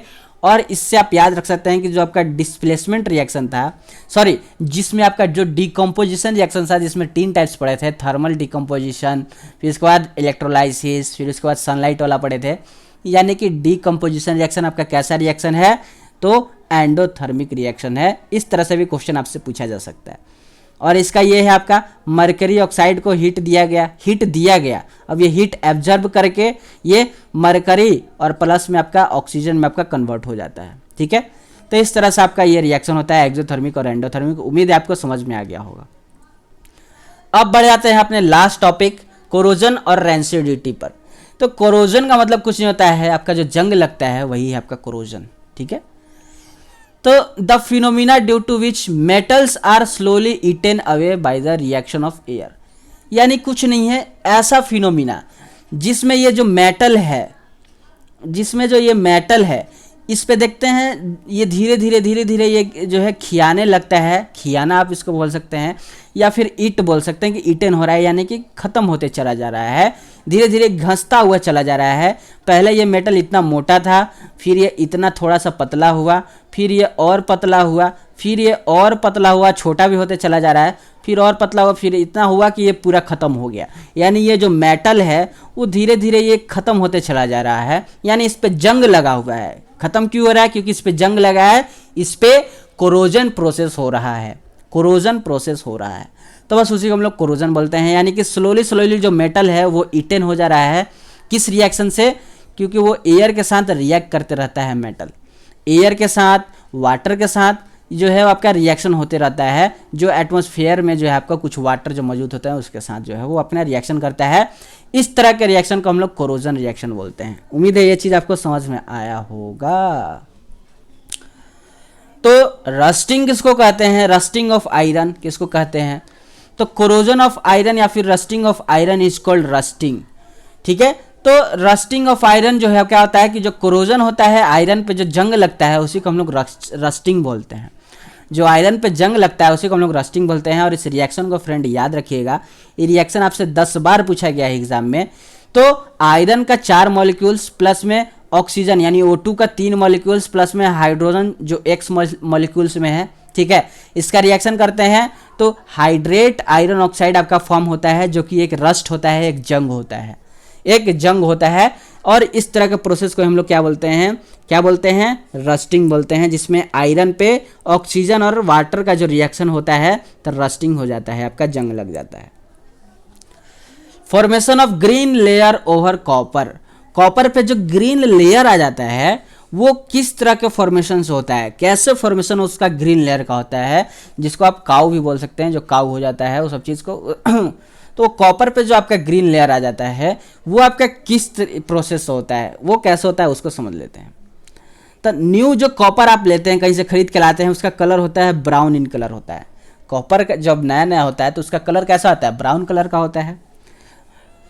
फॉर्म ए ग्रीन लेयर, अब उसमें ग्रीन लेयर फॉर्म होने लगता है। क्यों? तो ग्रीन लेयर फॉर्म होने मतलब कि उस पर बेसिक कार्बोनेट का जो है फॉर्मेशन होने लगता है, बेसिक कॉपर कार्बोनेट का फॉर्मेशन होने लगता है समटाइम्स, कुछ समय बाद। कैसे? तो वो एयर के साथ और उस एयर में जो प्रेजेंट मॉइस्चर है, नमी है, उससे वो रिएक्ट करके उसमें ग्रीन लेयर का फॉर्मेशन होने लगता है। ये आपका कॉपर वेसल्स है, आपका थाली उली है कॉपर का, प्लस में आपका जो ऑक्सीजन है जो एटमॉस्फेयर में है, प्लस में एटमॉस्फेयर में जो कार्बन डाइऑक्साइड गैस है, और प्लस में एटमॉस्फेयर में जो नमी है, हल्का सा नमी है एटमॉस्फेयर में, इन सब के साथ वो वेसल्स रिएक्ट करेगा और रिएक्ट करने के बाद एक बेसिक कॉपर कार्बोनेट फॉर्म करेगा जो कि उसका कलर होता है ग्रीन कलर का होता है।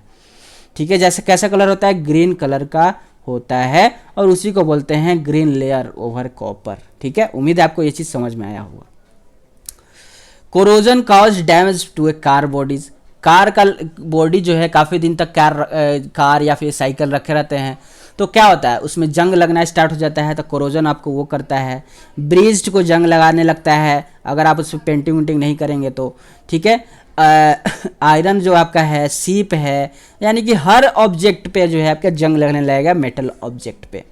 ठीक है, हर मेटल के ऑब्जेक्ट पे वो जंग लगाएगा अगर समटाइम्स तक वो एक ही जगह पर है, उसका कोई यूज नहीं है तो। ठीक है, corrosion is a wasteful process in the most cases, अधिकतर केस में कोरोजन जो है वो एक वेस्टफुल प्रोसेस है, यानी कि काफ़ी ज़्यादा वो वेस्ट करता है चीज़ों को।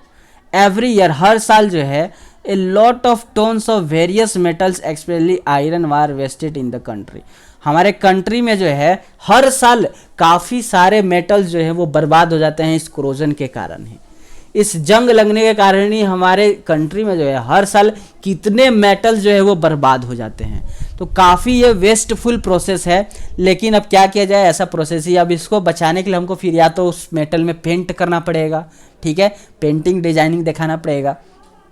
लेकिन अब कितने मेटल को आप पेंट करने जाइएगा, कहाँ कहाँ तक आप पेंट कीजिएगा, तो इसके कारण क्या होता है, कोरोजन के चलते हमारे कंट्री में काफ़ी ज़्यादा मेटल्स बर्बाद हो जाते हैं। ठीक है, hence it is quite necessary to prevent corrosion. तो हम इसमें जो है आपका क्या होता है कि अब इसको हम बचाने के लिए क्या करना होगा, तो आप उसमें पेंट कर सकते हैं उस एथी में, या फिर उस तरह का कुछ चीज़ आता होगा सब एथी, जो भी आपके केमिकल्स आते होंगे आप उस मेटल में जो है वो लगा सकते हैं। ठीक है, पढ़ेंगे आगे, चलिए। तो यहाँ तक आपका कोरोजन जो है वो कंप्लीट होता है। उसके बाद अब हम लोग पढ़ने वाले हैं रैंसिडिटी। रैंसिडिटी प्रोसेस आपका फूड में ज़्यादातर लगता है, जो ज़्यादा दिन तक फूड रह जाता है तो उसमें से जो स्मेल आता है, जो गंध आता है, वही आपका रैंसिडिटी कहलाता है, खराब हो जाना फूड को ही।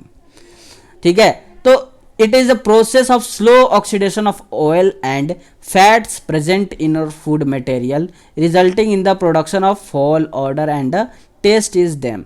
यानी कि जो आपका क्या हो रहा है, रैंसिडिटी ऐसा प्रोसेस है जिसमें स्लो ऑक्सीडेशन होता है, यानी इसमें हवा जो है वो धीरे धीरे उस खाना में लगना स्टार्ट होता है, जिसका बोलते हैं कि अगर आप हम हमारे लैंग्वेज में बोला जाए तो मेहरा जाता है। आप कोई प्लास्टिक कुरकुरा प्लास्टिक खरीद लाते हैं, फटा हुआ कहीं से हल्का सा रहता है, अब उसको खाते तो मेहराया हुआ रहता है। क्यों? क्योंकि उसमें ऑक्सीजन अब जा चुका है, उसमें हवा लग गया है।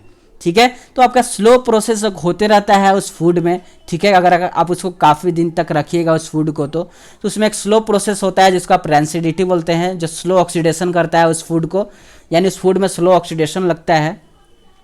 और उसका रिजल्टिंग ये होता है कि या तो उस फूड का जो आपका जो ये है स्मेल है वो काफ़ी ज़्यादा ख़राब हो जाता है, फॉइल हो जाता है, और वो टेस्टलेस हो जाता है, यानी वो खाना कोई खाने लायक नहीं रहता है। इसका कारण, इसका रिजल्ट फिर यही निकलता है। तो इसके लिए क्या करते हैं कि एंटीऑक्सीडेंट इसमें ऐड करते हैं उस फूड में। उस फूड को काफ़ी दिन तक रखने के लिए, उसको बचा के रखने के लिए हम उसमें एक एंटीऑक्सीडेंट ऐड करते हैं, यानी अलग से एक चीज़ हम ऐड करते हैं ताकि वो जो फूड है वो काफ़ी ज़्यादा तक प्रिवेंट यानी बच के रह सके काफ़ी दिन तक, अगर हम उसको काम। जैसे वो कुरकुरे का पैकेट है, कुरकुरे का पैकेट में, वो पैकेट में कब वो कुरकुरे बना होगा, कब उसको रखा गया होगा, कब उसको पैक किया गया, कब वो दुकान में आएगा, कब उसका सेल हुआ होगा, तो उतने दिन तक वो कुरकुरे जो है कैसे सही रहेगा। तो उसके अंदर जो एयर होता है, ठीक है, वो एयर जो है वो आपका एंटीऑक्सीडेंट का काम करता है, उस फूड को जो है वो बचा के रखता है। ठीक है, और वो एयर होता क्या है, तो वो एयर याद रखिएगा, नाइट्रोजन जो है वो भरा जाता है उसमें। ठीक है, उसमें कौन सा गैस भरा जाता है, तो नाइट्रोजन गैस भरा जाता है। तो आपका बस यहीं तक जो है ये आपका समाप्त हो जाता है रैंसिडिटी तक आके। अब हम लोग क्वेश्चन करने जा रहे हैं, बस वो चीज़ पैकेट में याद रखिए कौन सा एयर है, तो नाइट्रोजन एयर भरा जाता है। चलिए अब आया था अपने ऑब्जेक्टिव टाइप क्वेश्चन पे। हम लोगों ने थ्योरी काफ़ी ज़्यादा पढ़ लिया, अब आते हैं हम लोग ऑब्जेक्टिव टाइप क्वेश्चन पे, और फिर उसके बाद असर्शन रीजन टाइप क्वेश्चन पे आ जाएंगे। ठीक है फ्रेंड, चलिए तो स्टार्ट करते हैं अपना ऑब्जेक्टिव टाइप क्वेश्चन। इस बार तो सीबीएसई बोर्ड ने ऑब्जेक्टिव टाइप क्वेश्चन ही बोला है, खाली भर दिया ऑब्जेक्टिव टाइप क्वेश्चन ही। तो सुपर 40 में आपका ऑब्जेक्टिव टाइप क्वेश्चन काफ़ी ज़्यादा प्रैक्टिस करवाया जाएगा, तो अपने दोस्तों में भी शेयर कर दीजिएगा, कि यहाँ पे जो है आपका काफ़ी अच्छी तरीके से रिवीजन के साथ साथ आपका क्या हो रहा है, सिलेबस भी कंप्लीट करवाया जा रहा है। क्वेश्चन फर्स्ट है कि which one of the following process involve chemical reaction. Chemical reaction में कौन सा इन 4 ऑप्शन में से इन्वॉल्व होएगा? जल्दी बताइए। क्या जो गैस है, स्टोर करके जो गैस रखते हैं उस सिलेंडर में, वो होता है केमिकल प्रोसेस। लिक्विफिकेशन करते हैं जो एयर का, वो होता है। या फिर पेट्रोल जो है आप उसको खुला छोड़ देते हैं तो वो होता है। या फिर जो हीट करते हैं कॉपर वायर को in the presence of air, तो वो हाई टेम्परेचर पे जो है वो आपका चेंज हो जाता है किसी अलग चीज़ में, यानी कॉपर ऑक्साइड में चेंज हो जाता है, तो क्या वो होता है? आप ये हमको बताइए, इन 4 ऑप्शन में से कौन सा ऑप्शन आपका करेक्ट है? चलिए लेट ना करते हुए बताएं। इसका ऑप्शन जो है, ऑप्शन नंबर डी जो है वो आपका करेक्ट है, यानी heating copper wire in the presence of air at the high temperature. देखिए कैसे ये आपका केमिकल रिएक्शन होता है। 4th वाला कॉपर वायर वाला, कॉपर आपका वायर है तो इसमें 2 लगा देते हैं 2Cu, प्लस में आपका ऑक्सीजन, ठीक है। तो ये कॉपर जो है ऑक्सीजन के साथ रिएक्ट करता है तो आपका बनाता है कॉपर ऑक्साइड, कॉपर ऑक्साइड बना देता है ये। तो ये आपका क्या है, यहाँ से देखिए कॉपर और ऑक्सीजन का रिएक्शन होता है, कॉपर ऑक्साइड बनाया, यानी ये केमिकल रिएक्शन होता है, ये केमिकल रिएक्शन होता है, ठीक है। तो ये आपका हो जाता है केमिकल रिएक्शन, ठीक है। तो आप ध्यान रखेंगे आपका डी वाला जो है वो करेक्ट होगा, नहीं ए करेक्ट होगा, नहीं बी करेक्ट होगा, नहीं सी करेक्ट होगा। करेक्ट होगा आपका कौन सा, डी वाला।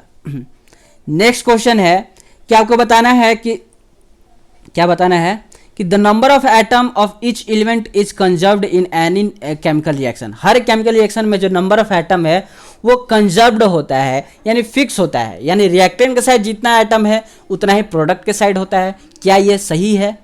तो ए ऑप्शन में है, क्या ये सही है? बी ऑप्शन है, क्या ये गलत है? सी ऑप्शन कहाँ नहीं जा सकता है? डी ऑप्शन हो भी सकता है, नहीं भी हो सकता है। आप बताइए क्या होगा? ये आपको अभी मैंने जस्ट अभी रिवीजन के दौरान ही पढ़ाया था कि अब मैं बताने जा रहा हूँ। तो इसका ऑप्शन ऐसे तो करेक्ट है, ए वाला ट्रू है, क्योंकि law of conservation of mass, या फिर अभी मैंने जस्ट आपको पढ़ाया भी था कि बैलेंस्ड केमिकल इक्वेशन। अब क्या होता है कि उसमें बैलेंस रहना चाहिए, यानी जितना आपका रिएक्टेंट के साइड एटम है उतना ही आपका प्रोडक्ट के साइड होना चाहिए। यानी ये कौन सा लॉ होता है? तो law of conservation of mass बोलता है। उम्मीद है आपको समझ में आया होगा। तो ए वाला यानी कि ये एकदम बिल्कुल सही है। थर्ड पे देखते हैं friend, completely the missing variable given as X and Y in the following reaction. X और वाई जहां पर है, यहां पर है एक्स और यहां पर है वाई, ये क्या है? इनका स्टेट क्या है? यानी जो आपका PbI2 है, यानी जो आपका लीड आयोडाइड है, लीड आयोडाइड, तो जो लीड आयोडाइड है वो किस स्टेट में है, और जो आपका पोटेशियम नाइट्रेट है वो किस स्टेट में है, ये आपको बताना है। और यहाँ पे आपका जो PbNO3 है, जो PbNO3 है ये आपका किस में है? एक्वस सोल्यूशन में है, यानी इसमें वाटर मौजूद है, वाटर का पार्टिकल्स। और जो आपका पोटेशियम आयोडाइड है वो आपका भी एक्वस सोल्यूशन में है। और इनका जब रिएक्शन हुआ तो किस स्टेट में चेंज हुए हैं ये आपसे पूछा है, एक्स और वाई का जो है आपसे पूछा है।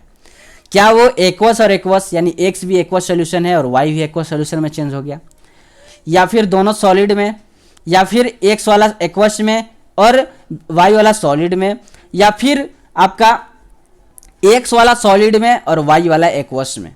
ये बताइए कौन सा इसमें से सही है? क्वेश्चन काफ़ी अच्छा है, एग्जाम में आने लायक है, जल्दी बताइए। चलिए हम ही बताते हैं। इसका करेक्ट आंसर डी है, यानी आपका एक्स वाला सॉलिड होगा और वाई वाला आपका क्या होगा? वो एक्वस सॉल्यूशन में होगा। इसका रिएक्शन देख लीजिए, PbNO3 से जब ये हुआ तो एक्स वाला क्या होगा? सॉलिड में होगा, और वाई वाला आपका क्या होगा? लिक्विड, सॉरी एक्वस सॉल्यूशन में होगा। ये चीज़ आप ध्यान में रखेंगे, क्योंकि PbI2 जो है, PbI2 ये आपका प्रिसिपिटेट फॉर्म कर देता है। प्रिसिपिटेट यानी इसमें सॉलिड फॉर्म थोड़ा सा रह जाता है, यानी थोड़ा सा ये सॉलिड में रह जाता है।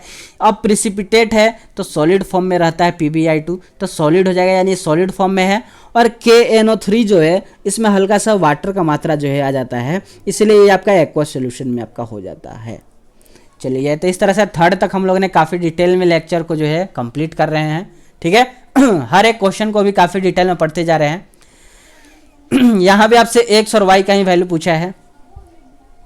यहाँ रिएक्शन दिया हुआ है कॉपर और आपका ये जो HNO3 है, यानी कि आपका जो ये आपका जो एसिड है ये क्या हो रहा है, ये आपसे पूछा है HNO3 में एक्स यानी कि एक्स मॉलिक्यूल से आपके बारे में पूछा है, और इधर वाई का मॉलिक्यूल पूछा है, यानी जो आपका नाइट्रोजन ऑक्साइड है, नाइट्रेट ऑक्साइड, ठीक है, इसमें आपका वाई का जो है वैल्यू पूछा है कि कितना होगा, ये आपसे पूछा है।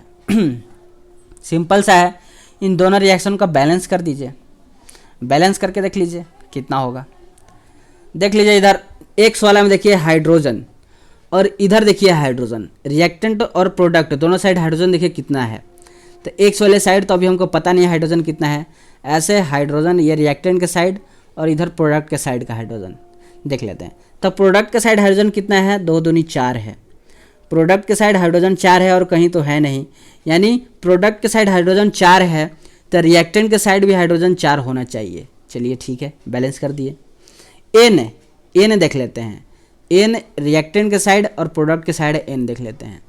तो प्रोडक्ट के साइड एन कितना है, तो एन ये रहा और ये कितना है, 2 है, और एन कहीं है, हाँ यहाँ है एन, तो 2 और 1 3 एन है यहाँ पर जो कि 3 होना नहीं चाहिए। तो हम क्या करेंगे, इस y के जगह पर अगर हम 2 रख दें, ओह सारा डिलीट हो गया, चलिए कोई नहीं, हाइड्रोजन और हाइड्रोजन जो कि 4 था, ठीक है, 4 और 4 इक्वल हो गया था। उसी तरह से नाइट्रोजन और नाइट्रोजन को देखना था, तो हम क्या करेंगे, इधर भी नाइट्रोजन को 4 रख देते हैं, 3 था लेकिन 4, क्योंकि ऑड नंबर में कभी बैलेंस नहीं होगा।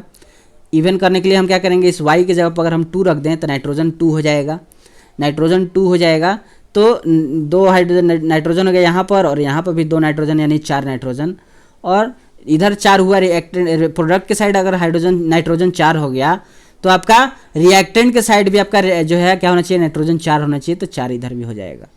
अब ऑक्सीजन को देख लेते हैं। ऑक्सीजन अब यहाँ पे हाइड्रोजन भी 4 आ रहा है, नाइट्रोजन भी 4 आ रहा है, यानी अगर हम एक्स के जगह पे 4 रख दें और इधर वाई की जगह पे 2 रख दें, एक्स के जगह पर 4 और वाई के जगह पे 2, तो देखते हैं क्या बैलेंस होगा कि नहीं होगा, क्या बैलेंस होगा कि नहीं होगा, क्योंकि हमको 4 और 2 में जो है वो काफ़ी चीज़ हमको बैलेंस दिख गया है, एक तो नाइट्रोजन और एक हाइड्रोजन। तो ऑक्सीजन को चेक कर लेंगे एक बार। तो देखिए रिएक्टेंट के साइड आपका जो आपका है, इसको मिटा दे थोड़ा सा ये चीज़, यहाँ पे y की जगह पे 2 कर देंगे, तो रिएक्टेंट के साइड आपका ऑक्सीजन कितना हो जाएगा, 4 3 जा 12, रिएक्टेंट साइड 12 हो गया ऑक्सीजन, और इधर कितना 3 2 जा 6 प्लस 2 2 जा 4 6 और 4 10, अच्छा हाँ एक यहाँ भी तो है, सॉरी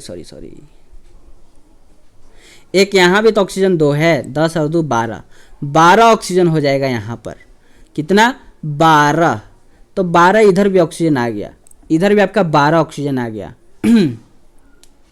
ऑक्सीजन कितना हो गया, इधर भी 12 हो गया, यानी कि हाँ ठीक है आप समझ गए, यानी एक्स की जगह पे 4 होना चाहिए और वाई की जगह पे 2 होना चाहिए, जो कि ए ऑप्शन में है, यानी ए ऑप्शन आपका करेक्ट हो जाएगा कि एक्स के जगह पे 4 और वाई की जगह पे 2। उम्मीद है आपको समझ में आएगा मैं कैसे किया, इसको बैलेंस करके किया हूँ, और जो भी चीज़ दिया बस उसी को देखा है मैंने, जो भी इस एक्स के साथ लगा हुआ एलिमेंट है सिर्फ उसी को मैंने बैलेंस किया है, बाकी सबको मैंने नहीं किया है।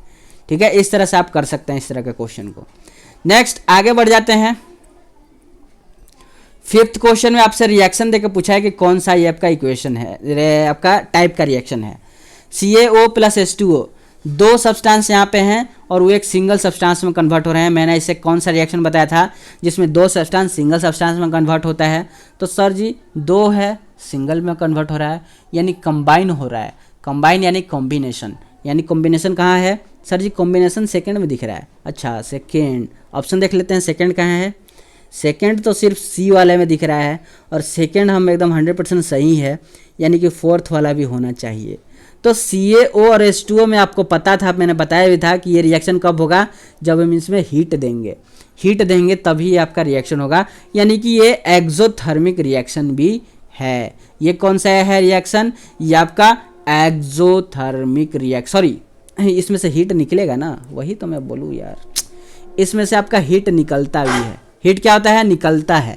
तो हीट निकलेगा तो क्या होगा, ये आपका एक्सोथर्मिक रिएक्शन होगा, यानी कि सी ऑप्शन करेक्ट हो जाएगा, सेकेंड एंड फोर्थ। इस तरह से आप इसको कर सकते हैं। अगर आप सेकेंड को भी खोज दिए रहते तो आपका आराम से आपको दिख जाता कि ये सी है, फोर्थ वाला आपको अपने आप मिल जाता, क्योंकि यहाँ पे सेकेंड और कहीं नहीं दिख रहा है, सिर्फ सी वाला में दिख रहा है। ठीक है, तो आप इस क्वेश्चन को इस तरह से भी कर सकते थे। फिफ्थ वाला देख लेते हैं फ्रेंड। फिफ्थ वाला है कि फेरस सल्फेट क्रिस्टल जो है लॉस वाटर व्हेन हीटेड। जब हम फेरस सल्फेट क्रिस्टल को जो है, जब हम फेरस सल्फेट, 6 वाला क्वेश्चन है कि फेरस सल्फेट जो क्रिस्टल है इसको हम क्या कर रहे हैं सॉरी, इसको जो है हम हीट कर रहे हैं तो यह वाटर को लॉस कर रहा है। देखिए मैं इसका रिएक्शन दे रहा हूं आपको। तो पूछ रहा है कि कितना वाटर वो लॉस कर रहा है, ये आपसे पूछा है कि कितना वाटर वो लॉस कर रहा है, उसका मॉलिक्यूल का वैल्यू बताइए कितना होगा। तो कुछ नहीं है, इसका जो इक्वेशन बनेगा वो बनेगा फेरस सल्फेट यानी FeSO4 dot ferrous sulphate crystal है तो इसमें वाटर भी होगा यानी 7H2O। तो इसमें जब आप हीट दे रहे हैं तो ये वाटर को लॉस कर रहा है, तो कितना वाटर को लॉस करेगा, 7 मॉलिक्यूल्स ऑफ H2O को लॉस करेगा। सिंपल सा है, इस फॉर्मूला को याद रखेंगे तो आप ये क्वेश्चन आपके लिए इजी हो जाएगा। तो फेरस सल्फेट क्रिस्टल का फॉर्मूला होता है FeSO4.7H2O। फेरस सल्फेट क्रिस्टल का फॉर्मूला होता है FeSO4.7H2O। फेरस सल्फेट क्रिस्टल, मैं इसलिए बोल रहा हूँ ताकि आपको याद हो जाए, मैं बार बार इसलिए बोल रहा हूँ। तो फेरस सल्फेट क्रिस्टल का फॉर्मूला होता है FeSO4.7H2O। उम्मीद है आपको समझ में आ गया होगा। चलिए, तो इसका आंसर कौन सा है, बी ऑप्शन जो है वो करेक्ट है। काफ़ी इजी क्वेश्चन है, बता दीजिए। लाइम स्टोन को जो आप हीट करेंगे तो आपको क्या मिलेगा, क्या स्टेल्ड लाइम मिलेगा, क्विक लाइम मिलेगा, लाइम वाटर मिलेगा या फिर कॉस्टिक सोडा मिलेगा, जल्दी बताइए। अब आपसे पूछेगा, हमसे पूछेगा तो इसको भी याद रखिएगा। लाइम वाटर का फॉर्मूला CaCO3 होता है। स्केल्ड लाइम का फॉर्मूला होता है Ca(OH)(2) होता है। क्विक लाइम का फॉर्मूला क्या होता है, CaO होता है। लाइम वाटर इसी को बोलते हैं। ठीक है, चलिए आइए स्टार्ट कीजिए अब इसको जल्दी से जल्दी से कीजिए, क्या होगा जल्दी। क्विक लाइम वाला CaCO3 होता है, जल्दी कीजिए जल्दी। हाँ, बी वाला सर जी करेक्ट है, यानी क्विकलाइम आपका जो है वो आपका फॉर्म होता है। क्या होता है फॉर्म, क्विकलाइम जो है आपका फॉर्म होता है जब आप लाइम स्टोन को क्या करते हैं, हीट करते हैं। यानी CaCO3, ये रिएक्शन आप याद कर लीजिएगा। CaCO3 को जब आप हीट करेंगे, CaCO3 को जब आप हीट करेंगे, ऐसा हीट करेंगे तो आपको CaO एक बनेगा और एक आपका बनेगा एक आपका बनेगा CO2, एक आपका बनेगा यहाँ पर CO2। तो ये देखिए यहाँ पे क्विकलाइम आपका फॉर्म हुआ है और ये कार्बन डाइऑक्साइड गैस बाहर निकला है। ठीक है, तो ये आपका होगा यहाँ पर, ये चीज़ आप याद रखिएगा ना। 8 क्वेश्चन देखते हैं फ्रेंड। 8 क्वेश्चन है कि carbon dioxide gas burn with pop sound when a burning candle is brought near it. Carbon dioxide gas को यहाँ पे सिंपल सा चेक कर रहा है, तो वो क्या किया है कि एक कैंडल स्टिक लिया है या फिर एक बर्निंग कैंडल लिया है, एक बर्निंग कैंडल लिया है या फिर आप माचिस स्टिक बोलिए, वो जला के लिया है। और वो जो गैस निकल रहा है इस चीज़ में से, इस वेसल्स में से जो गैस निकल रहा है उसके सामने ये जलता हुआ एक स्टिक लाया, माचिस स्टिक। तो यहाँ से एक पॉप साउंड निकल रहा है, पॉप साउंड। तो बोल दिया कि वो कौन सा आपका गैस निकल रहा है, तो वो कार्बन डाइऑक्साइड गैस निकल रहा है। क्या ये बात सही है?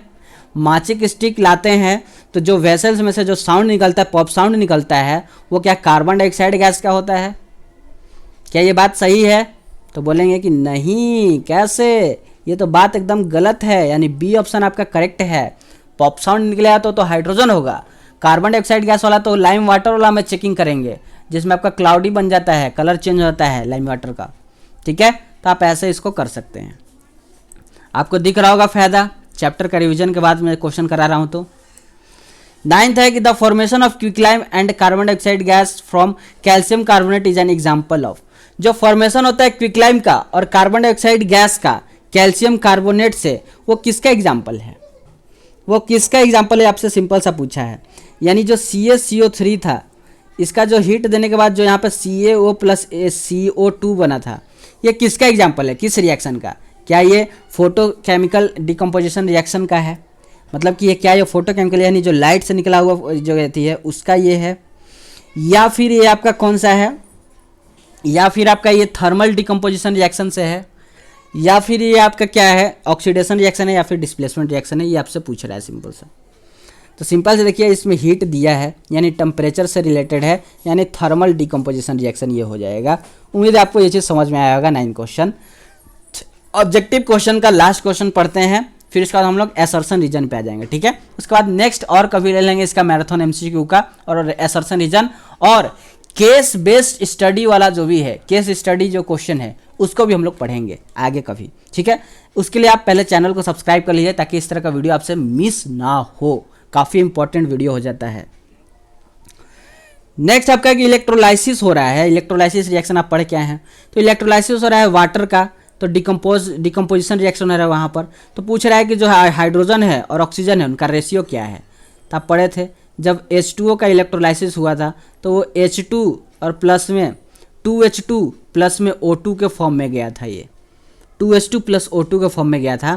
तो यहाँ पे देखिए हाइड्रोजन आपका 2 है, रेशियो ऑफ ऑक्सीजन का यहाँ पे आगे कितना है छुपा हुआ है, तो 1 यानी 1 यानी 2:1 में आपका ये हो जाएगा। 2:1 आपका कौन सा ऑप्शन है? बी ऑप्शन करेक्ट है, यानी बी वाला करेक्ट हो जाएगा। इस तरह से हम लोगों ने ऑब्जेक्टिव क्वेश्चन 10 जो है वो काफ़ी इजीली हम लोगों ने कंप्लीट किया। 10 ऑब्जेक्टिव क्वेश्चन काफ़ी इजीली कंप्लीट किया कॉन्सेप्ट के साथ, ठीक है। नेक्स्ट असर्शन रीजन पे बढ़ जाते हैं। असर्शन रीजन के लिए कुछ को मैंने समझा देता हूँ पहले। Assertion reason MCQ type question में क्या होता है फ्रेंड, कि आपको क्या दिया जाएगा, एक तो आपको असर्शन दिया जाएगा और एक आपको रीजन बताया जाएगा, और आपसे 4 ऑप्शन दिए होंगे। अब इन 4 ऑप्शन आपका हर क्वेश्चन में ये 4 ऑप्शन सेम रहेगा। पहला ऑप्शन बोल रहा है क्या, कि जो A है यानी असर्शन है और जो R है यानी रीजन है वो दोनों सही है, एंड जो रीजन है वो आपका असर्शन का करेक्ट एक्सप्लेनेशन भी है। असर्शन का मतलब होता है कोई आपको केस दिया है और उस केस पे एक रीजन बताया है कि ये इसके कारण से हो सकता है, यानी उस पर कुछ कंक्लूजन दिया है। तो आपसे पूछा है अगर असर्शन और रीजन दोनों सही है और वो जो रीजन दिया है वो असर्शन के हिसाब से एकदम सही है, यानी असर्शन से हिसाब से रीजन भी एकदम सही दिया है, तो आप ऑप्शन ए करेक्ट करेंगे। बी वाला में असर्शन रीजन दोनों सही है बट रीजन जो है वो असर्शन के हिसाब से सही नहीं है, यानी जो आप रीजन दिए हैं उस कारण का वो सही नहीं है उसके हिसाब से, लेकिन अपने हिसाब से वो दोनों सही हैं, लेकिन रीजन जो है वो असर्शन के हिसाब से सही नहीं होगा, तो आप बी वाला देंगे, करेक्ट करेंगे। सी वाला में जब आपका असर्शन सही है लेकिन रीजन ही गलत है तो आप सी वाला करेंगे, और डी वाला जब आपका असर्शन गलत है और रीजन सही है तो आप डी वाला ऑप्शन को चूज करेंगे। उम्मीद है आपको असर्शन रीजन का ऑप्शन समझ में आ गया कि कैसे क्या करना है।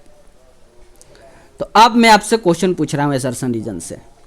पहला है 47 वाले पे है, ठीक है। ये आप मैंने एक बुक से उठाया था तो वहाँ से आपका जो 47 से असर्शन रीजन स्टार्ट था। तो आपका जो है पहला आपका जो है क्वेश्चन है इसको आप पहला ले लीजिए, 47 ना लेना हो तो असर्शन रीजन में पहला क्वेश्चन है। असर्शन कह रहा है कि ये जो रिएक्शन है ये दोनों ये रिएक्शन जो है वो आपका बैलेंस रिएक्शन है, बैलेंस रिएक्शन है, और रीजन कह रहा है कि in a balance chemical equation the total number of atom each element is equal to the both side. हाँ, रिएक्शन तो हमको सही लग रहा है, रीजन जो है हमको सही लग रहा है, क्योंकि दो बैलेंस इक्वेशन में क्या होता है दोनों साइड रिएक्टेंट और प्रोडक्ट दोनों साइड का जो एटम वो सेम होता है, ये तो एकदम सही है, रीजन एकदम सही है। असर्शन देख लेते हैं बैलेंस करना, तो ये यहाँ पे 7/2 दिया है, यानी 7/2 और ऑक्सीजन के बाद भी 2 लगा है, यानी मल्टीप्लाई में 2 से 2 ये जो है क्या हो जाता है कट जाता है, तो आया यहाँ पर 7, तो यहाँ पे आया 7, और 7 का मतलब है कि यहाँ पे ऑक्सीजन जो है वो कितना है, ऑक्सीजन जो है लेकिन यहाँ पे 2 से 2 कटेगा कैसे, यहाँ से ये गलत है, गलत है, ये 7/2 ऑक्सीजन है, और यहाँ पे ऑक्सीजन आपका कितना है 4 दूनी 8 और 3, सॉरी हाँ 4 दूनी 8 और 3, 8 और 4 कितना हो जाएगा 12 ऑक्सीजन है यहाँ पर, और यहाँ पे ये 7/2 ही ऑक्सीजन है। क्या ये बैलेंस है? क्या ये बैलेंस है? तो आप बोलेंगे कि नहीं, ये बैलेंस नहीं है, ये बैलेंस नहीं है, ये आप बोलेंगे हमसे, ठीक है। तो यानी कि असर्शन तो गलत है, बट रीजन जो है बैलेंस इक्वेशन के हिसाब से देखा जाए, बैलेंस केमिकल इक्वेशन के हिसाब से देखा जाए तो रीजन तो एकदम सही है। बैलेंस केमिकल इक्वेशन बोलता ही है कि एटम जो है रिएक्टेंट और प्रोडक्ट दोनों साइज का सेम होता है, यानी रीजन जो है वो असर्शन के हिसाब से एकदम सही है।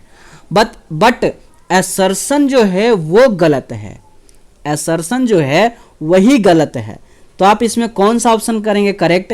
तो ऑप्शन नंबर सी करेंगे कि ऑप्शन नंबर कौन सा करेंगे? डी करेंगे कि ए इज फॉल्स, यानी ए गलत है बट आर इज ट्रू, यानी रीजन जो है वो सही है।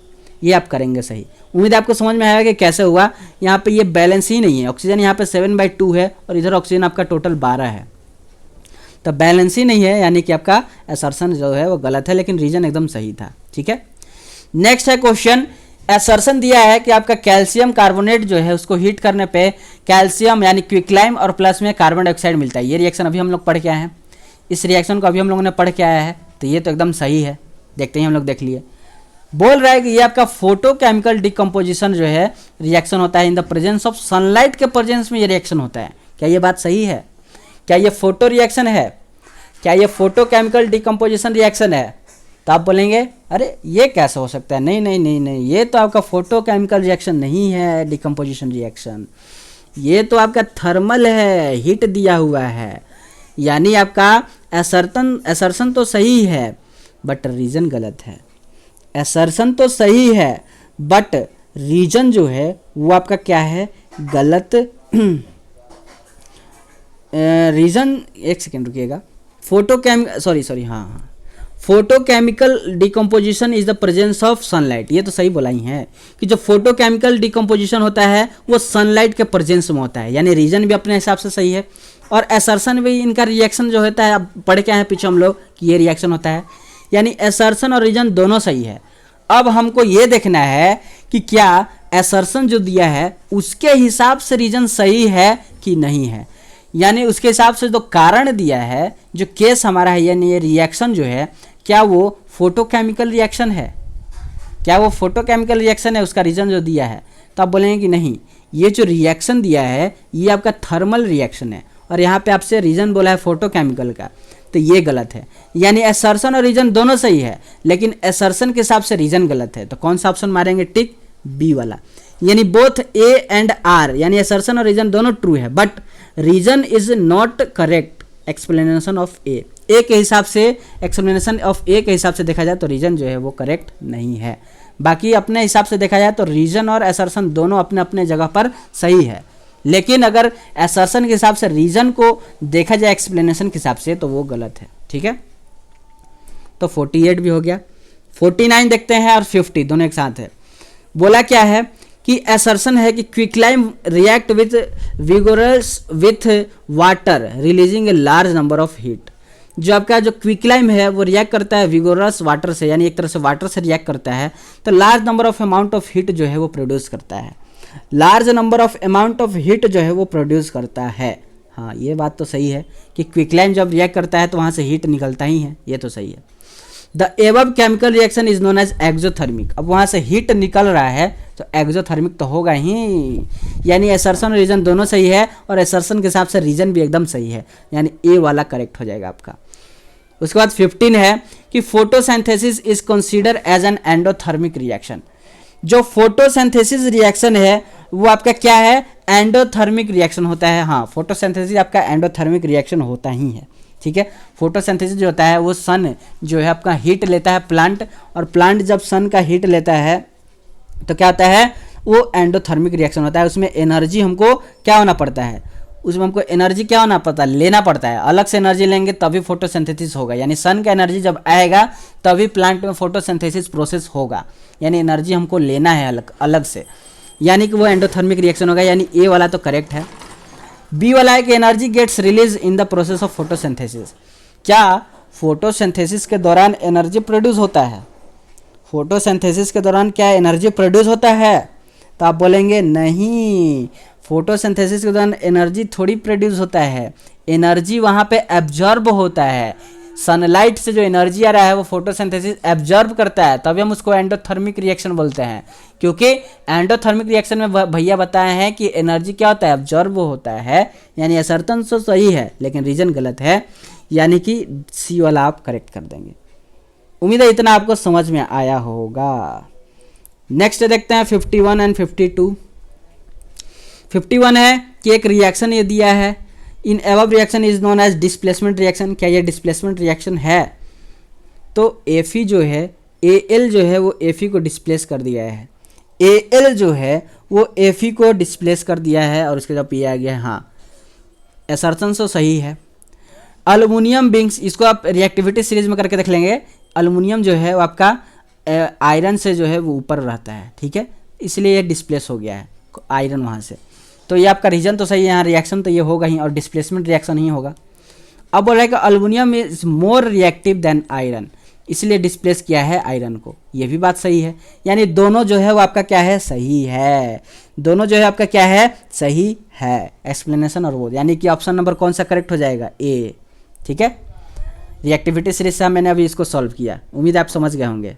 चलिए अब देखते हैं असर्शन 52 क्वेश्चन कि reaction between silver nitrate and potassium chloride is a precipitation reaction.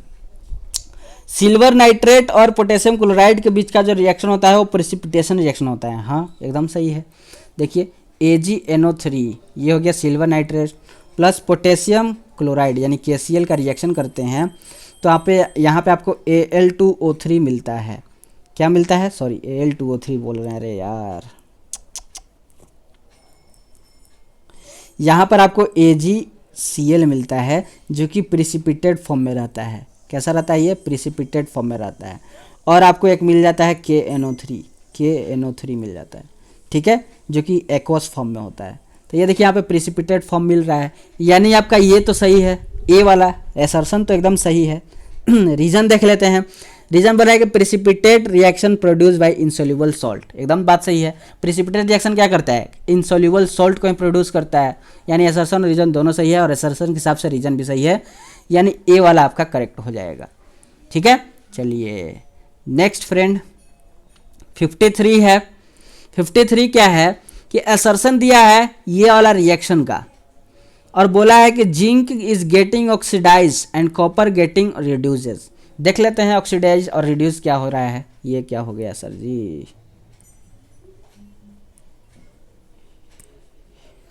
हाँ, आपसे हम लोग कहाँ तक पढ़ चुके थे, यहाँ तक। हाँ, तो आपसे पूछा है कि जो जिंक है गेटिंग आपका क्या है, ऑक्सीडाइज हो रहा है। तो देख लेते हैं, ऑक्सीडाइज का मतलब ऑक्सीजन ऐड होना चाहिए, तो हाँ जिंक में ऑक्सीजन ऐड हो रहा है, ठीक है। कॉपर में रिड्यूस हो रहा है, कॉपर अपना ऑक्सीजन को देगा तब रिड्यूस होगा। हाँ, कॉपर अपना ऑक्सीजन को दे रहा है यानी रिड्यूस हो रहा है, यानी एकदम सही है। असर्शन तो एकदम सही है। रीजन देख लेते हैं, the process in which oxygen is added to the substance called oxidation, एकदम सही है। उसी तरह से जो ऑक्सीजन को अगर रिमूव करते हैं तो वो रिडक्शन हो जाता है, एकदम सही है, यानी ए वाला करेक्ट हो जाएगा। असर्शन भी सही है, रीजन भी सही है और असर्शन के हिसाब से रीजन एकदम सही है, तो ए वाला आपका करेक्ट हो जाएगा। नेक्स्ट 54 असर्शन है कि corrosion involves in the damage and deteriorate of the metal component, एकदम बात सही है। कोरोजन क्या करता है, डैमेज करता है मेटल कंपोनेंट्स को।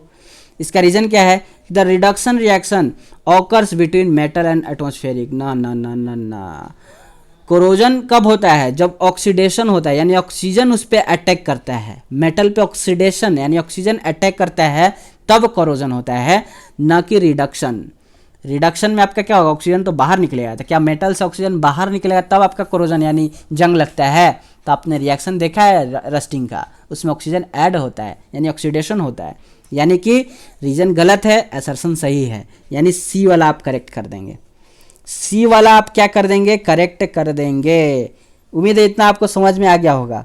चलिए नेक्स्ट आगे बढ़ते हैं, आगे देखते हैं आगे क्वेश्चन भी है कि नहीं है। नहीं है तो फ्रेंड यहीं तक हम लोगों का रहा पूरा चीज़, ठीक है। काफ़ी अच्छे से हम लोग चैप्टर कंप्लीट किए हैं, चैप्टर 1, ठीक है। काफ़ी ज़्यादा क्वेश्चन भी किए हैं, असर्शन के भी काफ़ी ज़्यादा क्वेश्चन किए, MCQ टाइप क्वेश्चन भी काफ़ी ज़्यादा कर लिए। अब एक टाइप का आपका क्वेश्चन बच जाता है केस बेस्ड क्वेश्चन। जो आपका कुछ केस दिया रहता है पैसेज टाइप का और उससे क्वेश्चन पूछता है, उस टाइप के कोई क्वेश्चन हम लोग आगे चल के फ्यूचर में कभी कर लेंगे आपके एग्जाम से पहले तक में। ठीक है, तो आपको क्लास कैसा लगा आप हमको कमेंट करके बताएंगे। मिलते हैं नेक्स्ट वीडियो में, तब तक के लिए जय हिंद जय भारत। ठीक है फ्रेंड, तो मिलते हैं नेक्स्ट वीडियो में। थैंक यू, पढ़ाई करते रहिए, ऑल द वेरी बेस्ट।